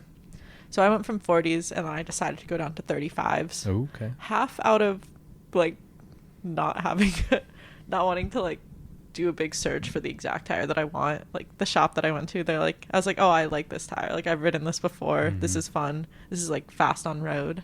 So what tire is it? It's the Schwably GRS, I want to say. I don't. Okay. I went with 35s though, because like mainly that was what they had in stock. But also, I was like, it's so much road, and I'd ridden so many washboards in Colorado. Like they were really, really bad there as well. And I don't know if it's like drought. I don't really know why they seem so bad. And I had been riding those tires there, so I was like, okay, I can handle washboards and sand with these tires. And honestly, it wasn't too bad. Like, I think compared to some of the places that I've been riding before, I was like, okay, this is, like, it prepared fine. You. And you're so distracted by, like, when I was hitting the worst of the washboards was also when I was running back into the lowdown people. And so, like, there's a nice amount of distraction there where you're just, like, I knew a lot of people on the lowdown, so I was like, oh, hey, like, how are you? I haven't seen you in 6 months because I've been out of town. So the washboards sucked, but they weren't as bad as last year when I rode them at night. So riding them during the day was also nice. So would you do the same tire? I honestly would. They're really nice on road. I recommend these tires. So your advice people are thinking about doing it would be to prioritize the pavement sections and then suck it up for the 25%. That's hard to say because I have heard, like, I know some people, like Zach, for example, I think he rode like 28s or something last year and he had a miserable time on the gravel, and he felt a lot better this year. Maynard or Elkins? We have two Zachs. Right, Maynard. I think this was Zach Elkins' first time doing this. Oh, that's a good point. Yeah. It was Elko. Yeah. Okay. Yeah. You're correct. So it was Zach. I could have defaulted to Zach Maynard. Yeah. Yeah. I'm 90% sure that was his first time doing this. I'm 90% sure too. Okay. If you've been before Zach and I forgot, I'm sorry. There's a lot of y'all out there. Yeah. Also, I'm sorry too because I talked to you for the first like 10 hours, and if I didn't remember that. I really do think it's his first one. I'm pretty confident. But I also I know my brain is kind of bad. Yeah. And so I don't always fully trust myself 100% of the time. It's like whenever I'm remembering something, I always leave a little bit of room for doubt. You know? I feel the same way so wholeheartedly. Yeah. I've learned that I can't trust myself, especially you have a podcast and you say stuff and then you listen to it back. You're like, I said that? It's like, what the shit is just flying out of my mouth. Exactly. I don't even agree with what I said. I know that happens. I say shit. I'm like that's not exactly, that's not how I feel. Yeah, exactly. Yeah. That was my biggest fear about coming on the podcast. I'm like, what dumbass thing am I going to say? And then I go back and listen to it and I'm like, why did I say that? It's fair. I think my disclaimer is, or my statement that I would make is that we're all humans. And I think that if every single person listening did this where they recorded themselves or were interviewed and went back and listened, everybody would be like, I could have said that better. I kind of misrepresented myself. I forgot to say that. We're all just humans. And that's what I like about podcasting is because I think it gives us, it connects us better because it's more authentic than a perfectly polished, perfect answer where every word is enunciated exactly the way you wanted it to be and all that, But then the problem is when I go and listen to podcasts, I'm like, oh yeah, that's 100% what this person believes 100% of the time. Right. I don't give other people, I guess, as much grace as I should when I was, but I don't think about it. I'm just like, oh yeah, right. Why would they? Listening. Yeah. Now you're in the hot seat and you're like, oh, I hope people give me grace. Exactly. I know. I don't know. Yeah. You're episode 195. I think it's going to go well. Okay, good. Yeah. You've had 194 times to practice. Yeah. And doing it in a similar manner. So I think the audience is used to if they wanted a perfectly polished something, they're going to go to somewhere else because this isn't it. All right, let's get to Kayla Hall's question. Aww. Yeah, hey Kayla. Kayla almost always asks questions whenever I put one up, and I appreciate that, Kayla. She's very sweet. Also, you should interview her one time. I should. I've had Stephanie on, so it's time. Yeah, it's absolutely. Especially about T1 diabetes and all of her so we ultra talked shit. about we talked about that with Stephanie, her twin sister, but Kayla, you should definitely come on the podcast sometime. I agree. She's yeah. And then you can ask a question for her. I will. Full circle. I know. So she wanted to know what was the best part of the route or best moment, and I would be happy if you said best route and best moment since I'm the race director and I'm curious. Yeah. Okay. Best part of the route's hard. I think. I truly enjoyed my night riding stuff. And I could tell that area was also one of the most beautiful parts of the route. Yes. Even without being able to see the scenery. Because you have a lot of those, very long, flowy climbs and, descents. It's by far the hilliest part of the course, I would say. For sure. And that's, the part after you leave Utopia. And then before you get into that town that's 2 towns before Kerrville. I forget what that's called. Leaky? It's not Leaky. It's not Leaky. Because it would have been. I know where you're saying, but I don't know the name of the town. It would be I'm embarrassed to say. I want to say mile 280 or 285 is the town that's 2 towns before. I only remember by what mile they're at, not the actual names. But yeah, that night section was so nice and such fun climbs. and that's the only section I hadn't done before. So it was all new to me for the most part. I'd done like maybe one ride out there, like right when I was like first getting into cycling, because my family took a trip out there. But I was really, really enjoying it. Yeah. And I think that's also when you're at the highest elevation, the whole course. Yeah. Yeah. I was wondering because, for anyone who doesn't know, the slowdown follows the showdown round until you get into like comfort. Yeah. And then slowdown heads into Kerrville and y'all keep going and you take on this section that you're talking about, which is the most remote, the most hilly, some of the most iconic, prettiest areas of the whole route, which you alluded to. Like, I could even tell at night that this was really pretty. So it's the only part of the route that you hadn't ridden before. You entered that section, I think, around 5:30 p.m. Like, you started the section that you hadn't ridden before around 5:30. Yeah. And then, so you wound up riding that whole section you've never done, almost the whole thing at night, and not being able to see it. Was that like all of it at night? Yeah. Was that a bummer? But you said it's like one of your highlights. So no, I don't think it's a bummer because again, like night riding is like probably my favorite, and then I also like climbing at night. It's really nice because you can't see the top of the hill. Yes, I know. That's so good. And so having like a hilliest section at night was like pretty nice. Because every hill I'd like reach the top, I'd be like, oh, nice. Like, we're done. Like, perfect. Yeah. It was never like, wow, this hill's not ending. Because it looks like it goes on when it's nighttime. Yeah. Like, so you're like, oh, I still have so much more hill left. Unless I had like a tail light ahead of me, which was only when I was like catching up to Zach. I was like I'd see the tail light not disappear or something. And I'm like, wow, that's a longer hill than I was anticipating. Right. But if I didn't have that, I was just like, all right, I don't know when this hill's ending, and then it would just end. It teaches you a lot about like your perceptions and your expectations and how those influence like your mental state in real time. Because if you see the top of the hill, you're like, oh fuck, okay, gotta grind it out, gotta go, it's gonna be tough. And then if you have no idea, you're just like, all right, we're climbing, and just take like, it as it comes. Maybe I would have ridden each hill harder if I could see the top, but honestly probably not. I was like, again, very much still in a sustain type of mindset rather than like a I'm racing mindset.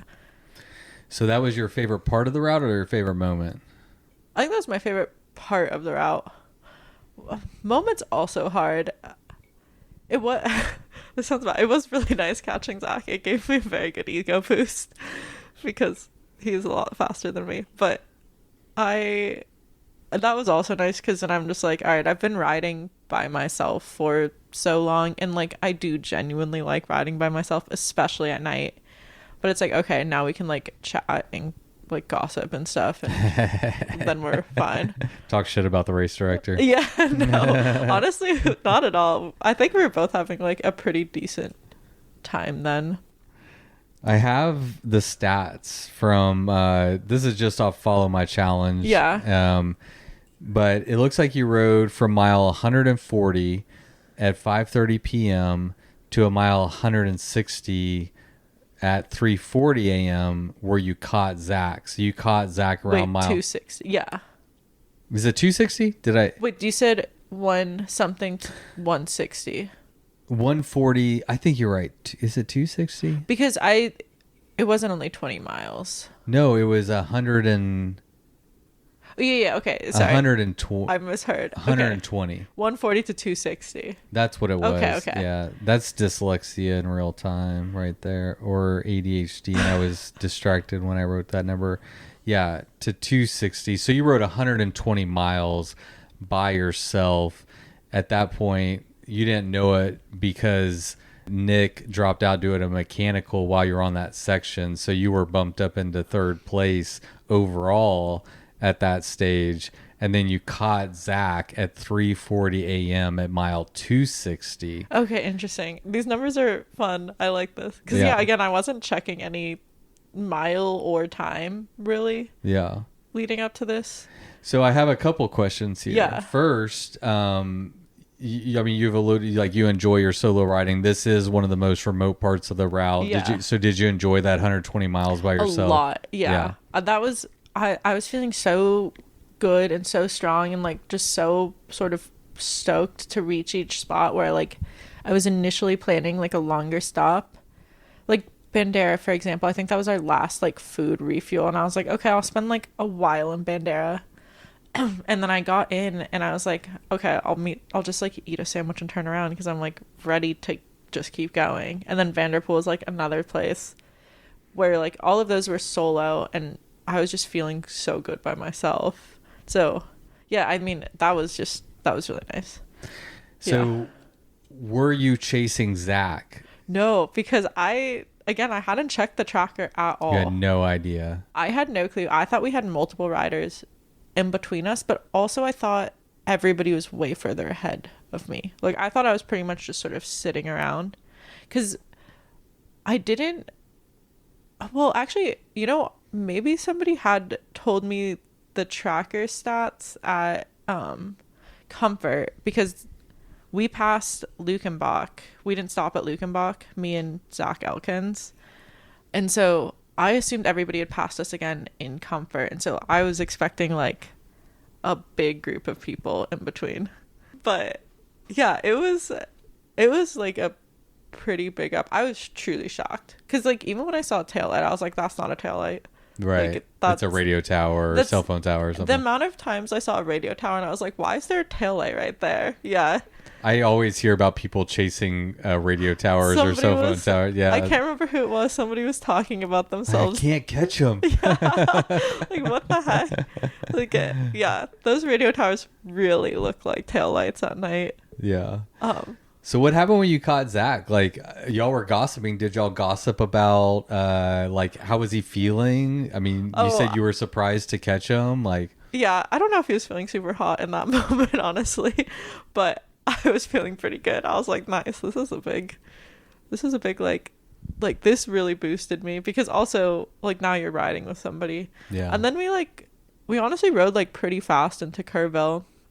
And then when we got to Kerrville is when we like actually ran into Nick. He was sitting in the Whataburger, and that's when we realized that he had like dropped out. And then also Kerrville was the first time I had cell reception, and I took my phone off like do not disturb, and Diana had messaged me and mentioned that she had defaulted to the shorter course. So I was like, I don't have any like quote unquote competition. I wouldn't have considered us competing because like we were just both doing our own rides, and like respectively that was both of our and that's kind of how rides. bike pack racing is. Honestly, it's like you're just gonna do your best over 500 miles. Exactly. It's like I'm either gonna do well or I'm not. There's and like again, like not a lot of sprint finishes unless you're Hannah Simon.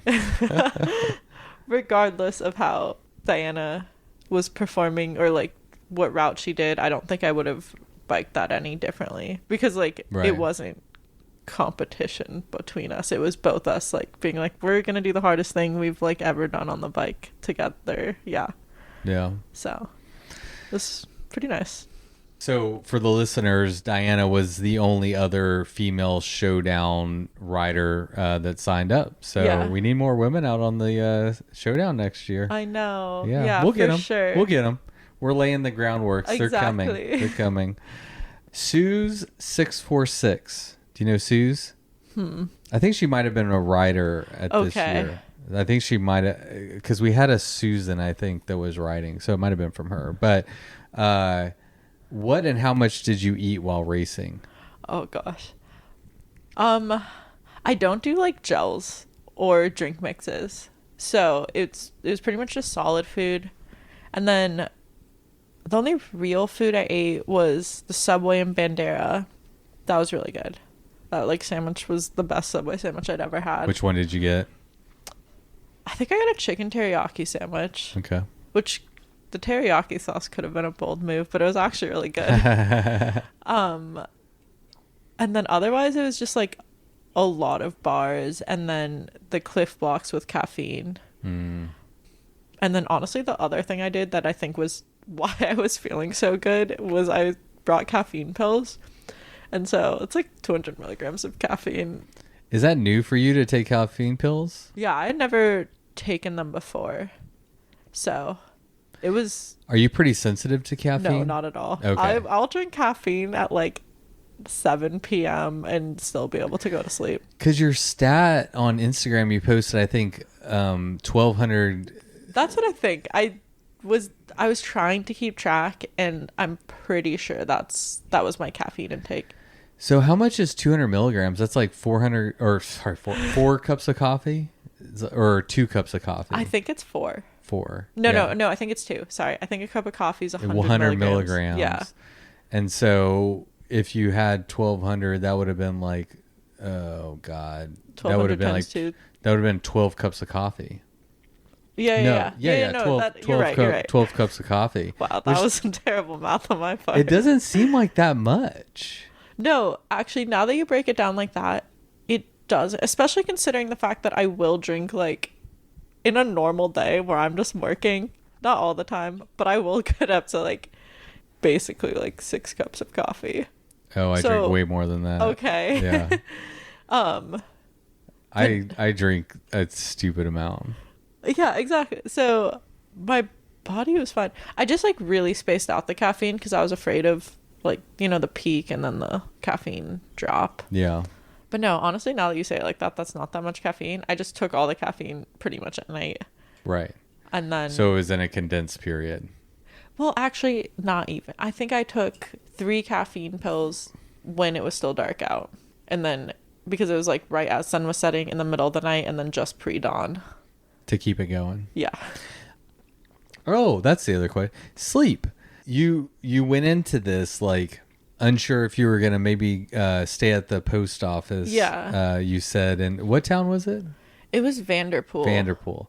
It's like not even a town. It's not a town. No. It's a cool little post office though. It is a nice little post office. It's a cool but little post office. Literally There's nothing there except for the post office. So, like, what was your like plan going into it? Were you planning to potentially maybe sleep, take naps? Like, what actually happened? I think like, well, I was gonna play it very much by ear, and so like when I was looking at the hours of places open, I was like, maybe I'll even be at that Lost Maple store that's like in Vanderpool at 8 a.m. when they open. Like, that was like, I had so many different scenarios going through my head, but like ultimately going into it, my goal was to reach Vanderpool without like any real stops, like anything like over half an hour. And then Vanderpool, I wanted to stay until just before the sun came up, or like it basically until people started coming to get their mail, at which point I would have left, obviously. Just pretend you were there getting your mail and be like, all right, gotta go. Yeah, exactly. Like me packing up my bike again, like, oh, great P.O. box. But no, my plan was just to get there, stay there until the sun came up, and then continue on. But I got there, and again, like, the heat was something I was really nervous about, and I was like, I'm still feeling really good. And like, I have such a hard time sleeping even if I'm like in my most comfortable spot. So I was like, there's no way I'm sleeping anyways. And like, I just wanted to knock out as many miles as I could before the heat started to get to me. And so I just continued on and ended up not sleeping at all. No naps or anything? No, I didn't. I kept all my stops as short as I possibly could. Yeah, according to Follow My Challenge, 2.5 hours of total stoppage time. Okay, I don't think that's right. I don't think... It's not right. Okay, yes. Because when I looked at my Strava, I think it was 5.5 hours. Okay.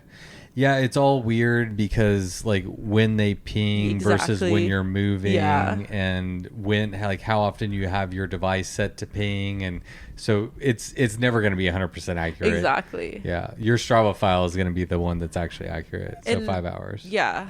And then again, like my stop times were really, really short until we got to Kerrville, and then again we saw like Nick had dropped out, and then Zach had checked the tracker, and the people like in the spots behind us were like quite a ways behind, and so we're like, let's just like chill, and like we can make our stops longer. Like we stayed in Kerrville longer than we initially were going to, and then like we pretty much stopped at every town. Like we stopped at Harper, Doss. We stopped twice at Harper, which is the smallest town in the world. We stopped at the Dollar General, and they were like, oh, they opened up a new gas station.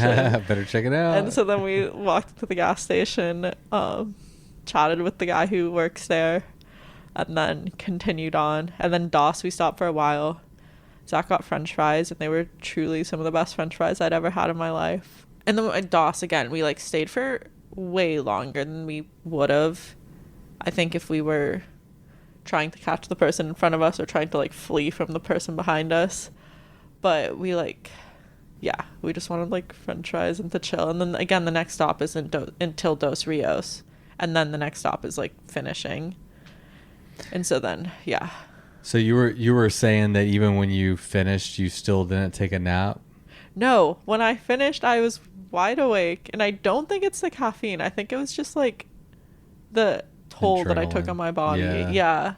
It's hard to transition from like doing that to just like, oh, I'm gonna go to sleep. Like even though you're completely spent, it's still like the rhythm of your body and everything is not like a restful state. Yeah, because then I like showered, I came back and I was eating that sandwich that I'd bought with you guys, and then I didn't get back into my tent until like 1 a.m, and then I laid there wide awake until the sun came up. Oh my gosh. I know, I could not sleep at all. And then I saw that Javi was leaving for his death loop, and so I walked down to like see him off and then just stayed awake all day. Yeah, you did. Yeah, you could have kept going. Like I said, we'll make it longer if the saddle sore sucked, but I do feel like, I mean, I didn't sleep, so I feel like I could have just kept going. Let's talk about your saddle sores. Like you said, it's normal for you to have saddle sore problems. So this wasn't like anything unusual. It's not like you did something wrong this time. It's just... Yes, I think I have still some learning to do. Like I decided to not bring an extra pair of bibs, which I probably should have changed bibs. I don't know. I need to figure it out because like other people don't get them as bad as I do. And so suggestions maybe. I don't know. I've been pretty fortunate in that area, so I don't know. Like I've had saddle sores before, but for the most part, like I ride enough where I just like I know you ride enough, so it makes me wonder if you're just like have sensitive skin, you know? Yeah, and like again, I'll always have some degree of severity, but like this one, like these actually got infected to the point that I did like a telehealth appointment and got prescribed antibiotics, which helped, but I was still like, I tried to ride Thursday morning and I woke up at like 6 a.m. and everything, like got kit up, went to go sit on my bike, and I was like, nope, that's not happening. And then thank you, went back upstairs and went to bed. But I was so annoyed because I really thought I was gonna be fine. And so then Saturday was the first day that I rode, and it was like still painful but not terrible. Yeah, that's frustrating. Hopefully you'll figure it out. I know, because I really feel like I could bike further. And, like, I had a guest come on recently, Jen Kelly. And do you know what Tegaderm is? It's like a second skin type of stuff they put on after you get a tattoo. I don't see any tattoos, so I don't know if you've ever used it. I do have one really dumb tattoo. All right. But see. It's so a frog small. with a cowboy hat. Yeah. It's so small. Like, no, I didn't use any second skin. This is in particular, it's such an interesting material because like it's not like the second skin you're used to that you put on your foot if you go hiking. Yeah. It really adheres to your skin, and it'll get in like all the crevices of your the tiniest little like the pores of your skin and everything. But she used it, and it's the first time I've ever heard of anyone using that. But the neat thing is like, you know, you can cover it up, and then like it's a medical tape that they put on, like if you have a wound or if you have a tattoo or something like that. Yeah. And so your wound can actually like heal while you're riding potentially. So wild. Maybe I'll have to look at.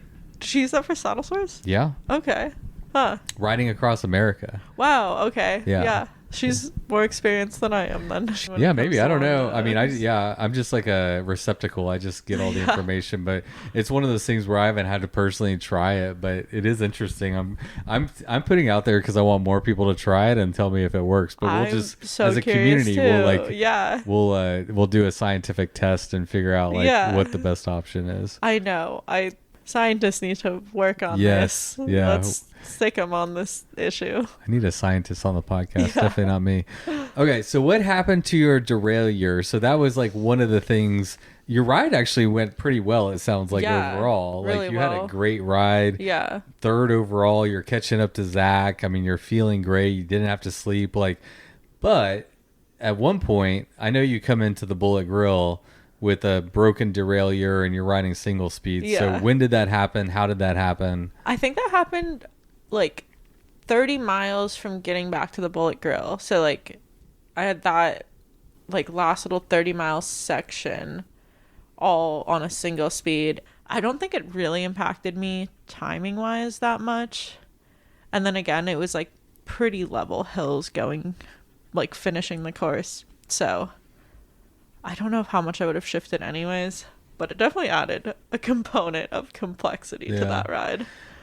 You came into, so I mean, for people listening, all of my routes, well, no, sorry, all of the showdown routes have a death loop. So you have to come by the start finish line, and then, you know, there's food, there's beer, there's friends, there's people, your car is there, your tent's there, whatever, and you got to keep going. Yeah. And that's kind of the fun and shenanigans of it. But like, you came in on a single speed bike, seeming to be in an excellent mood. You were seeming to do really well. But one of the nice things that I thought, one thing that I thought was nice is that the Castell General Store was closing, and you came like right before they were about to stop serving food. And they you ordered. Stopped serving food. Oh, they had stopped. And I was like, "Oh, are you guys still serving food?" And she was like, yeah, for you," or something like that. She's like, what do you want? Or she said like something easy we could definitely like bring out. And I was like, literally anything. Like, I don't care. Right. Yeah. So she made me a club sandwich, and it was very nice. Did you share it with Zach? I said that he could have half of it, but nobody told him when he finished. Okay, that's on me. Okay. Yeah. But no, now I'm glad that nobody said anything, because having that full sandwich was actually really nice. But Zach, just so you know, Annabelle ordered a sandwich, and she told me that, like, I saved it for her. It was like on the counter, and she was like, half of this for Zach, and then Zach finished, and I forgot to mention to him, and so it's okay. Somebody gave him a piece of pizza. Oh, so yeah. That was very nice of them. He got pizza. Yeah. It's good to have friends out there. Exactly. Yeah. How did you celebrate? Did you do anything to celebrate your win at CTS? Oh, no. I mean, we had the hoedown. That was celebration. Yeah. And then, no, honestly, not at all. But the hoedown was so fun. Yeah. And we had a band. Yes. One of my like best friends from Austin was driving back into town, and so she detoured and came. Oh, really? Yeah, it was really fun. Yeah. Shout out Breakfast Club Boys, whatever their name is. Breakfast Boys? Breakfast Boys. Hawaiian shirt people. The Hawaiian shirt. Yeah. They on the Thursday before the start of the race, they went over to some locals like establishment. It's called the Castell Motel, and stayed out drinking until 2:30 in the morning. And during their drunken shenanigans, they paid $500 to hire a band that actually showed up for the hoedown. And so it was that was like one of my favorite things that happened. That was so funny. I was honestly like, somebody was joking. I thought they were joking about somebody like the Breakfast Club people ordering a band, and I was like, why is Austin Breakfast Club, you know, that like big cycling group here, like ordering a band? But no, it was legitimate, and the musician was really, really good. So Duke Adams, I think. Yeah, he was so good. Yeah. I want to. So now I want to book him again every year. Like, that's really sweet. I just want to make him a part of it. But it's one of my favorite things about. I mean, it's so silly, but that adage, like, if you build it, they will come, and like. Really, the cool thing for me as a event director is like, I just provide a space and a place, but like the cool part that happens is when the community gets bought in, and like stuff like that happens. Like you just, and every year it's like different. It's just like people bring their own individualism to the event, and that's what makes it fun and really cool and special. I will just say too, it was so sweet to like finish, and I know people stayed up like to see me across the line. It was so sweet to like have a pretty decently sized group all at the end line, because like I was like, oh, this was really nice. What time did you finish? God, I don't even know. I feel like it was like just after 11. Yeah, that's not bad. It's the ones that between like 3 a.m. and 6 a.m. that are I tough. commend you for doing that. Yeah, I got them all though. Them all. That's very impressive. I got them all. I set up a hammock at the start finish line, and I wasn't sleeping, but I was just like, you know, you just like lay down. And I have like a timer based on the tracker, and it goes off, and I check the tracker and see where they are, and But that's what I want, is for like, I want people to finish and be congratulated, and if you finish during the day, you're probably gonna have a lot of other riders that are there to like congratulate you. and I don't know, that's cool, that's special, it's fun. I think it is. I mean, you've just done like, for some people, like the hardest thing they've done on the bike, and so like it's really cool to have other people celebrating that like achievement with you. Yeah. I think, that's something I really wanted for my events, is to like celebrate everybody. And it doesn't matter if you're first or last or whatever. Yeah. Like, just let's celebrate bikes and having a good time, and we're all doing the same thing. And I like the meshing of, people that wanting to go fast with meshing with people who are like, maybe those people are like, we had between 25 and 30% of the people that participated this year were on their first ever bikepacking trip, period. Yeah, that's super special. And so like those people are getting to say, like, get an entry point into like, okay, this is what it's like. Okay, that's what the fast people are doing. And like, we all like commingle. Yeah. And I love it. I mean, yeah, like I said, it was really fun to run back by the lowdown people again. Like, I guess that must have been Saturday morning to midday. And just having all of them cheer you on too. Right. Yeah. I wanted to ask you about that. So like I watched the Follow My Challenge, the replay, and you worked your way through a large group of lowdowners that were on their day 2. I guess you were on your day 2 as well. But they were like stopping at the because you said we had a lot of water crossings. They were like stopping at the water crossings, like dunking in. Like they weren't like.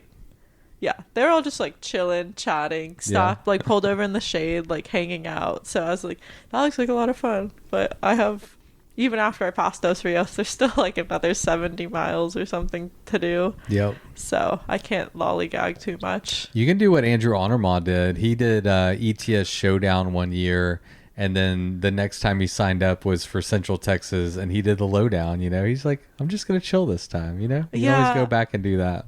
Maybe, depending on my fitness. My preferred thing is like something that's gonna sort of challenge. Yeah, that's cool. But that's what I want to do with these events, is like whatever like you're looking for. Yeah, exactly. And I can't cast a wide net and get every single person, but I'm trying to give an opportunity, whether you want to just go chill and hang out with friends and like take pictures, or if you want to really gut yourself and not sleep. Like, I like the idea of like meshing those two things together and giving people like options of like how they like what's fun for you, like what's going to get you excited and make you want to go ride your bike, and let's do that, because it doesn't have to be the one thing. It can be a variety of things. And it's like pretty rare to be able to do something like the lowdown with like people that you aren't planning with, like you're meeting new people that you've never met before, whereas often when you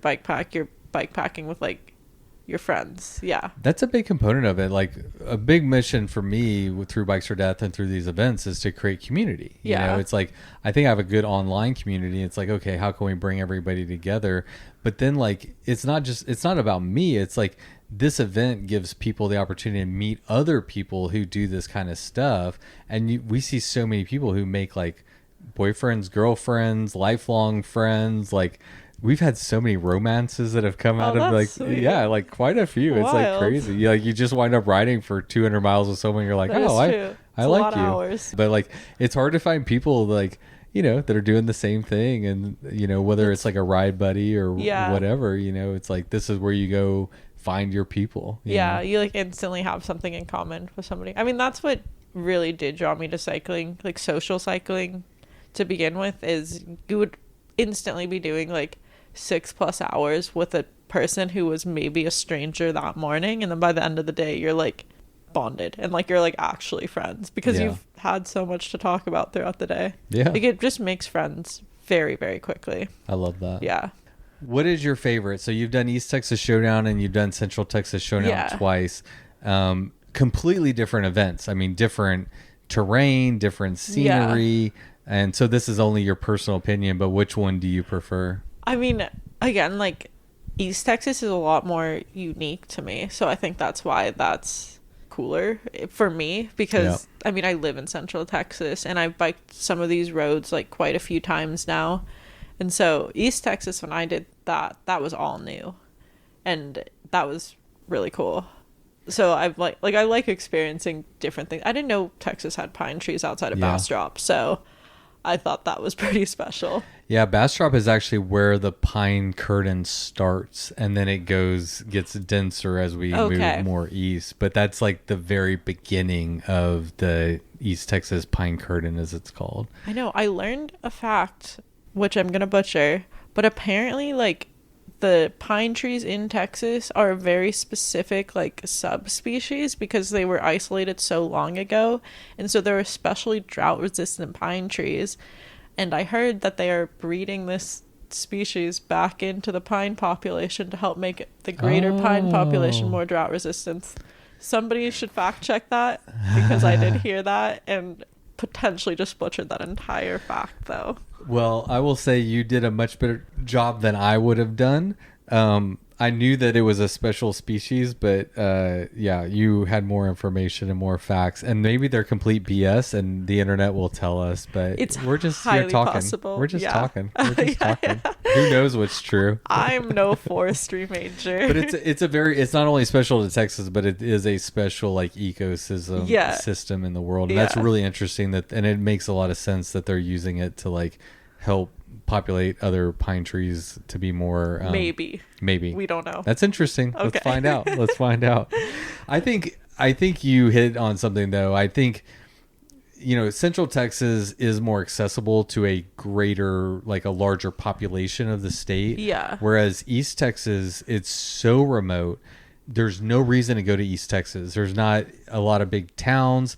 I will often say you won't even have a reason to go there unless you know someone that lives there or you're driving to Louisiana. Other than that, you're not going to go to East Texas. So even if you live in Texas, most Texans have no idea that it's out there. And because of that, it's unique. It's just different. Yeah, I mean, like, I've lived here 6 years and I've never been to East Texas. So. Yeah.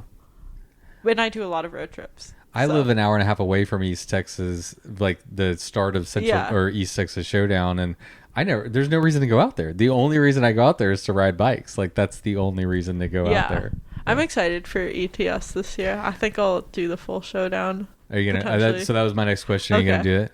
Yeah, I've not signed up yet, but I plan on signing up, and I think I'll do the full one, depending on like how much cycling I can get in this winter. I mean, going back to LA is always like reinvigorating and stuff, but I'm glad you didn't sign up yet because you have a golden ticket into East Texas Showdown in 2025. Yeah, you won the showdown this year, so you get a golden ticket. So I'll get you a code. That's sick. Okay. Yeah, well, I'm gonna make it even easier. But you've done, I think, so you've done Slowdown at East Texas, Slowdown at Central Texas, Showdown at Central Texas. It's time to see about maybe Showdown. But do whatever, even do the Lowdown if you want to. It doesn't matter. I'd be pretty inclined to do the Showdown. Like, it seemed super cool. And then that, like, bottom loop, you only add on a few. It's, like, not that much extra of, like, the non-death loop for that first loop. You know what I'm trying to say? No. Okay. The Slowdown loop, if you're doing Slowdown versus Showdown, it only adds on like 30 extra miles, right, for the first loop, because then your death loop's 60. The death loop is changing for this next year. Oh, okay. So you've never done the death loop, obviously, at East Texas. No. But it's been an area of, over the years, people have been vocal about making it better. Mostly from a safety standpoint, because there's this one section of cars, and we've had two different instances. Hannah was one of them, and Kayla Hall was the other. I remember this. Yeah. Steph gave you a call, huh? Steph gave me a call, and I remember that so well. I appreciate it. You know, I love those girls, and it is the number one thing for me is safety. It is absolutely safety. But that death loop has been a major area of consternation for me. Like, we do live in Texas, and it's what I was talking about earlier on the podcast. Like, it is tough to make good routes that are safe in Texas due to, unsafe roads, limited, public land availability. And it's part of why my routes are shorter, is because it's like limited by what actually is safe to ride on. So anyway, after ETS this past year, or this year, I should say, after we had another incident on that same road, I was like, okay, 100% prioritize this. and I went out, and I mean, I did a bunch of work at home trying to find a route, and I thought I came up with one, and I drove out there, and I spent the entire day, and I ran into like six private property gates, and I was feeling frustrated. I was like, fuck, you know, what am I going to do? And I went home, and I opened Ride with GPS with like fresh eyes, and it kind of like just popped off the screen at me. And I was like, oh, I can take this section in the Sam Houston National Forest. And what I did is I created 3 loops. So it's like, it looks like a star, like almost a petal. Like it's like 3 loops that like are like clover, this, yeah, like a clover. So I'm gonna call it, rebranded and call it the Death Star. Oh, that's funny. Okay, Yeah, I like because that. it kind of looks like a star, but it's gonna be a million times better. It's gonna just keep you in the pine trees, keep you in the Sam Houston National Forest, like stays in the and forest. away from traffic. So I'm super excited about it. And just for fun, it's exactly 69 miles, and I didn't even plan that. That just happened. Okay, so Death Loop 69 miles, and then how big is the first loop, the non-Death Loop? So it's 60 miles on the north end that the Showdown adds, and then you ride past the Bullet Grill, and then there's an additional 69 miles. Do you know what the total elevation is for the 400? Oh yeah, let's see what it says. 17,000. So Nice. that's like 5,000 less than what you did over 475 miles.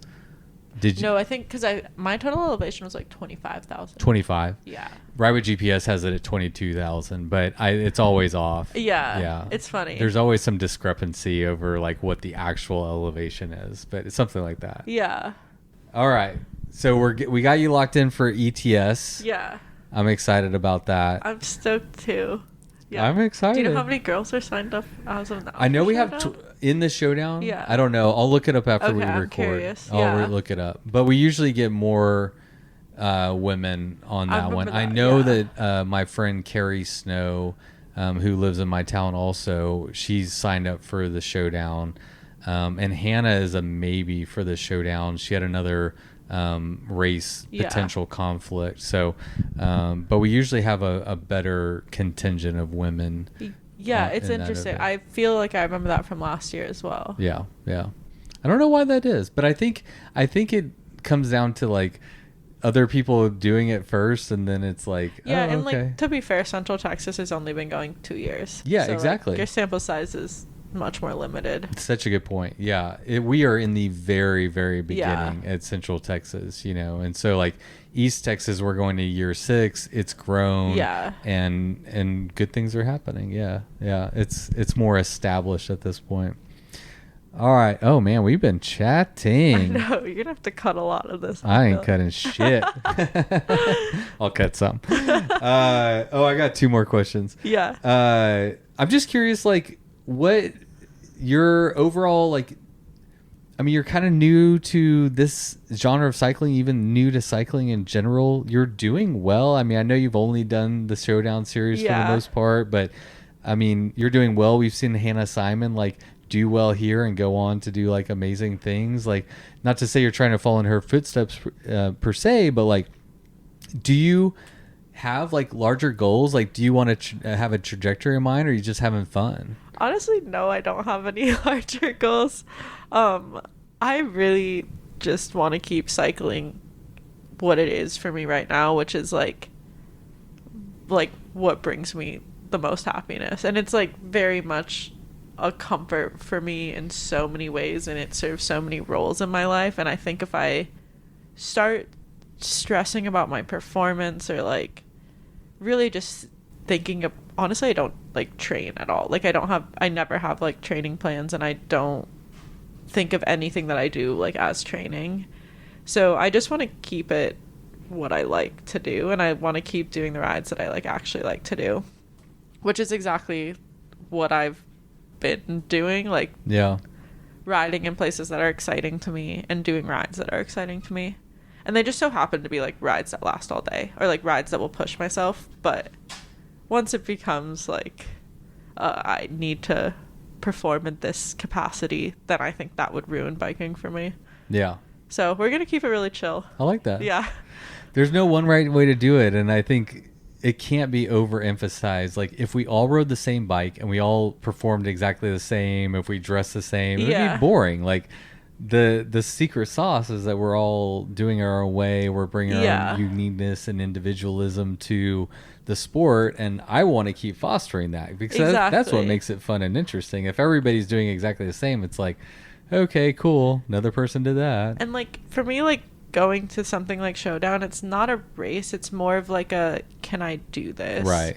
And then like once I see that I can do it, then I'm like, all right, like that's cool, like what can I do next, rather than like a, how can I do that thing that I've already done faster. Right. So I just want to like keep having fun in biking. Yeah.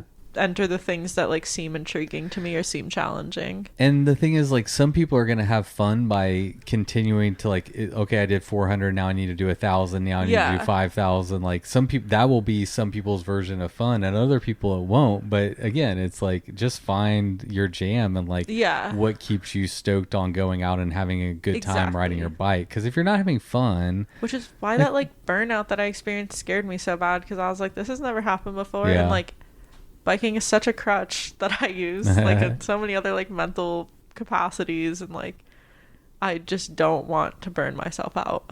I think it's smart, and I also think that they're gonna come and go. I think if most cyclists or most people do anything, there's gonna be times when you're more stoked on it and times when you're not as stoked, and I think that's okay. I had a moment this year where I was like really struggling with my own like passion for cycling, you know, and I was just like it bothered me, but also I've been riding for such a long time where I'm like, okay, like it's fine. You'll like catch the bug again. And I have, like, I'm like right back there. I'm like super into it right now. Exactly. And like, I'll learn that as I have more years in this sport, where I'll see my enthusiasm for it like come in waves. But so far I've just been like enthusiastic. Right. And so like, not being enthusiastic was new to me, but it's back. So it's back. Yeah, exactly.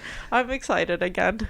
All right, I'm curious. Did Miles Arbor from bikepacking.com reach out to you? Yes, he did. I sent him a pitch yesterday for a piece. Awesome. And so we'll see what he says. But I've never written anything like non-technical. Like I was a bio major and everything, so like all my writing is like very science based. I'm just not a big creative writer. And we'll see. I sent them my pitch, but I am excited to write something. Like I haven't written anything before like this, and so I told him that. I was super honest, and then I told him like, but I am excited about the potential, and like go ahead and scrap it if it's shit. So we'll see.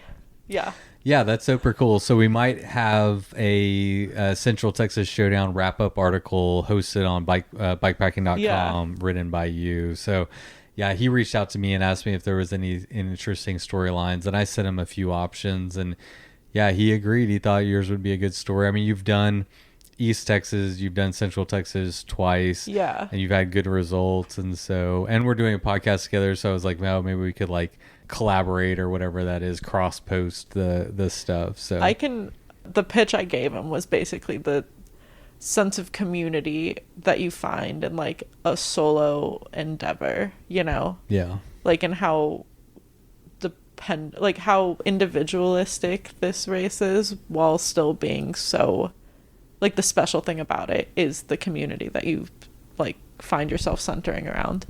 So I love that. So that's what I truly take away from the race. Not so much like the race component, but like the community component. I love that.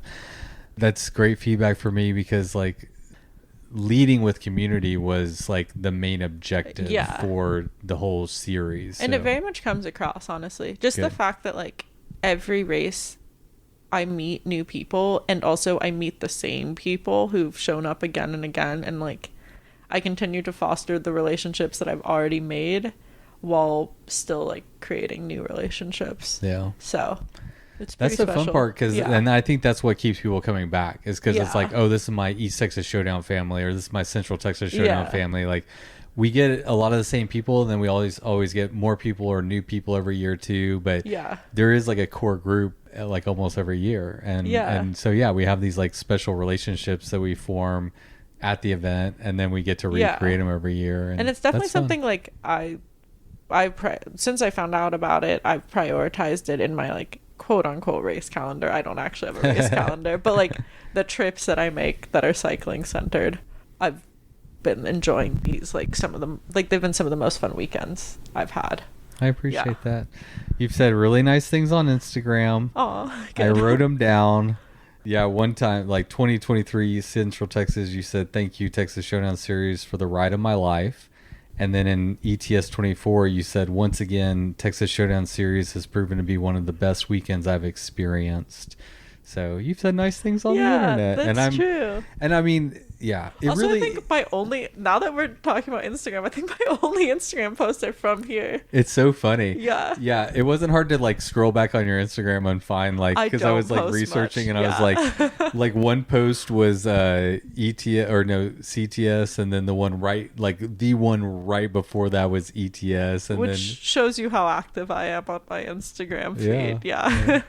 But I know. I mean, the photography. Well, I'm honored to make the feed. There you go. The photography. Just to shout out the photographers. They always take such good photos. Yeah. I'm like, these are the best photos of me. So yeah, Maxwell slays it. He does so well. He's just awesome. I mean, and everybody on the media team. But so our workflow is like Maxwell takes all the photos from the route and he sorts through them, he edits them, and so there's like the aesthetic is like the same over like all the photos, which you can tell. I kind of want for, I just want it's like kind of part of the branding. It's like, Maxwell's touch is part of our storytelling, and has that. I like that. I love it. Style of photo too. Yeah, he's so good. I'm a big fan. Andy turned them around very, very fast. Dude, new year. FKT. That was crazy. Yeah, new FKT. Like 4 days after. I don't. He was even remember. fast. Yeah. Like usually it takes him 7 to 10 days. And he got it like 4 or 5 days this time. I was like, dang boy. Yeah. Sat down good. and looked at some photos. I know. All right, Annabelle. All right, it was a pleasure. Thank you for coming on the podcast, and really thank you for supporting my events. Like I really is not about me. I want to create a space for people to come and do cool things, to meet other people, to have a great time. Yeah. And I'm glad that it's done that for you. I'm glad you're having a good time. And, it's an honor to just be able to like host this and be able to put this on for people. It's a lot of fun. I know, and it's going to continue to be on my sort of race calendar for all the coming up years. It wouldn't be the same without you at this point. Oh, thank you. All right, podcast over. Nice. Cheers. Cheers. All right, everybody. Thank you so much for tuning into today's episode, and a special thanks and congratulations goes out to Annabelle for coming on the podcast and for showing up and throwing down on the Central Texas Showdown this year. Absolutely impressive, and I cannot wait to see you at East Texas in 2025. Annabelle had asked how many women were registered for the East Texas Showdown, so I thought I'd include that here for everybody. So far, we have 6 women who have signed up for the Showdown, and overall, we have 27% of our field made up by women, which is our biggest women's field to date. So we still have plenty of spots open if you would like to join us in East Texas. Hopefully we'll even get more women and that percentage will get even bigger. So if you want to sign up for the East Texas Showdown or just to find information about the Texas Showdown Series, you can go to texasshowdownseries.com.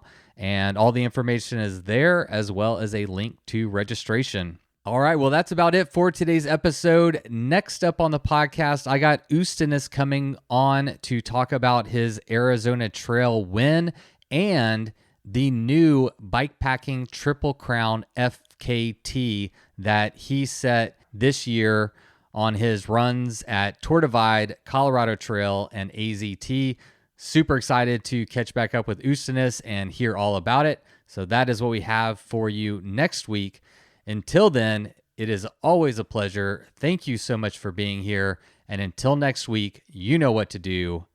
Go ride your damn bike. It was the middle of the night.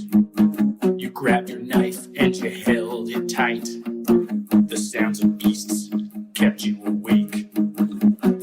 they made kept you afraid. In the morning, you packed your bike. Memories forgotten from the previous night. You rode faster than ever before. Was it your imagination or merely folklore? Fear turned into strength as you pushed further. Every pedal stroke stronger and firmer. Your bike feels weightless, your legs aren't tired. You think to yourself, just a few more miles. Bikes or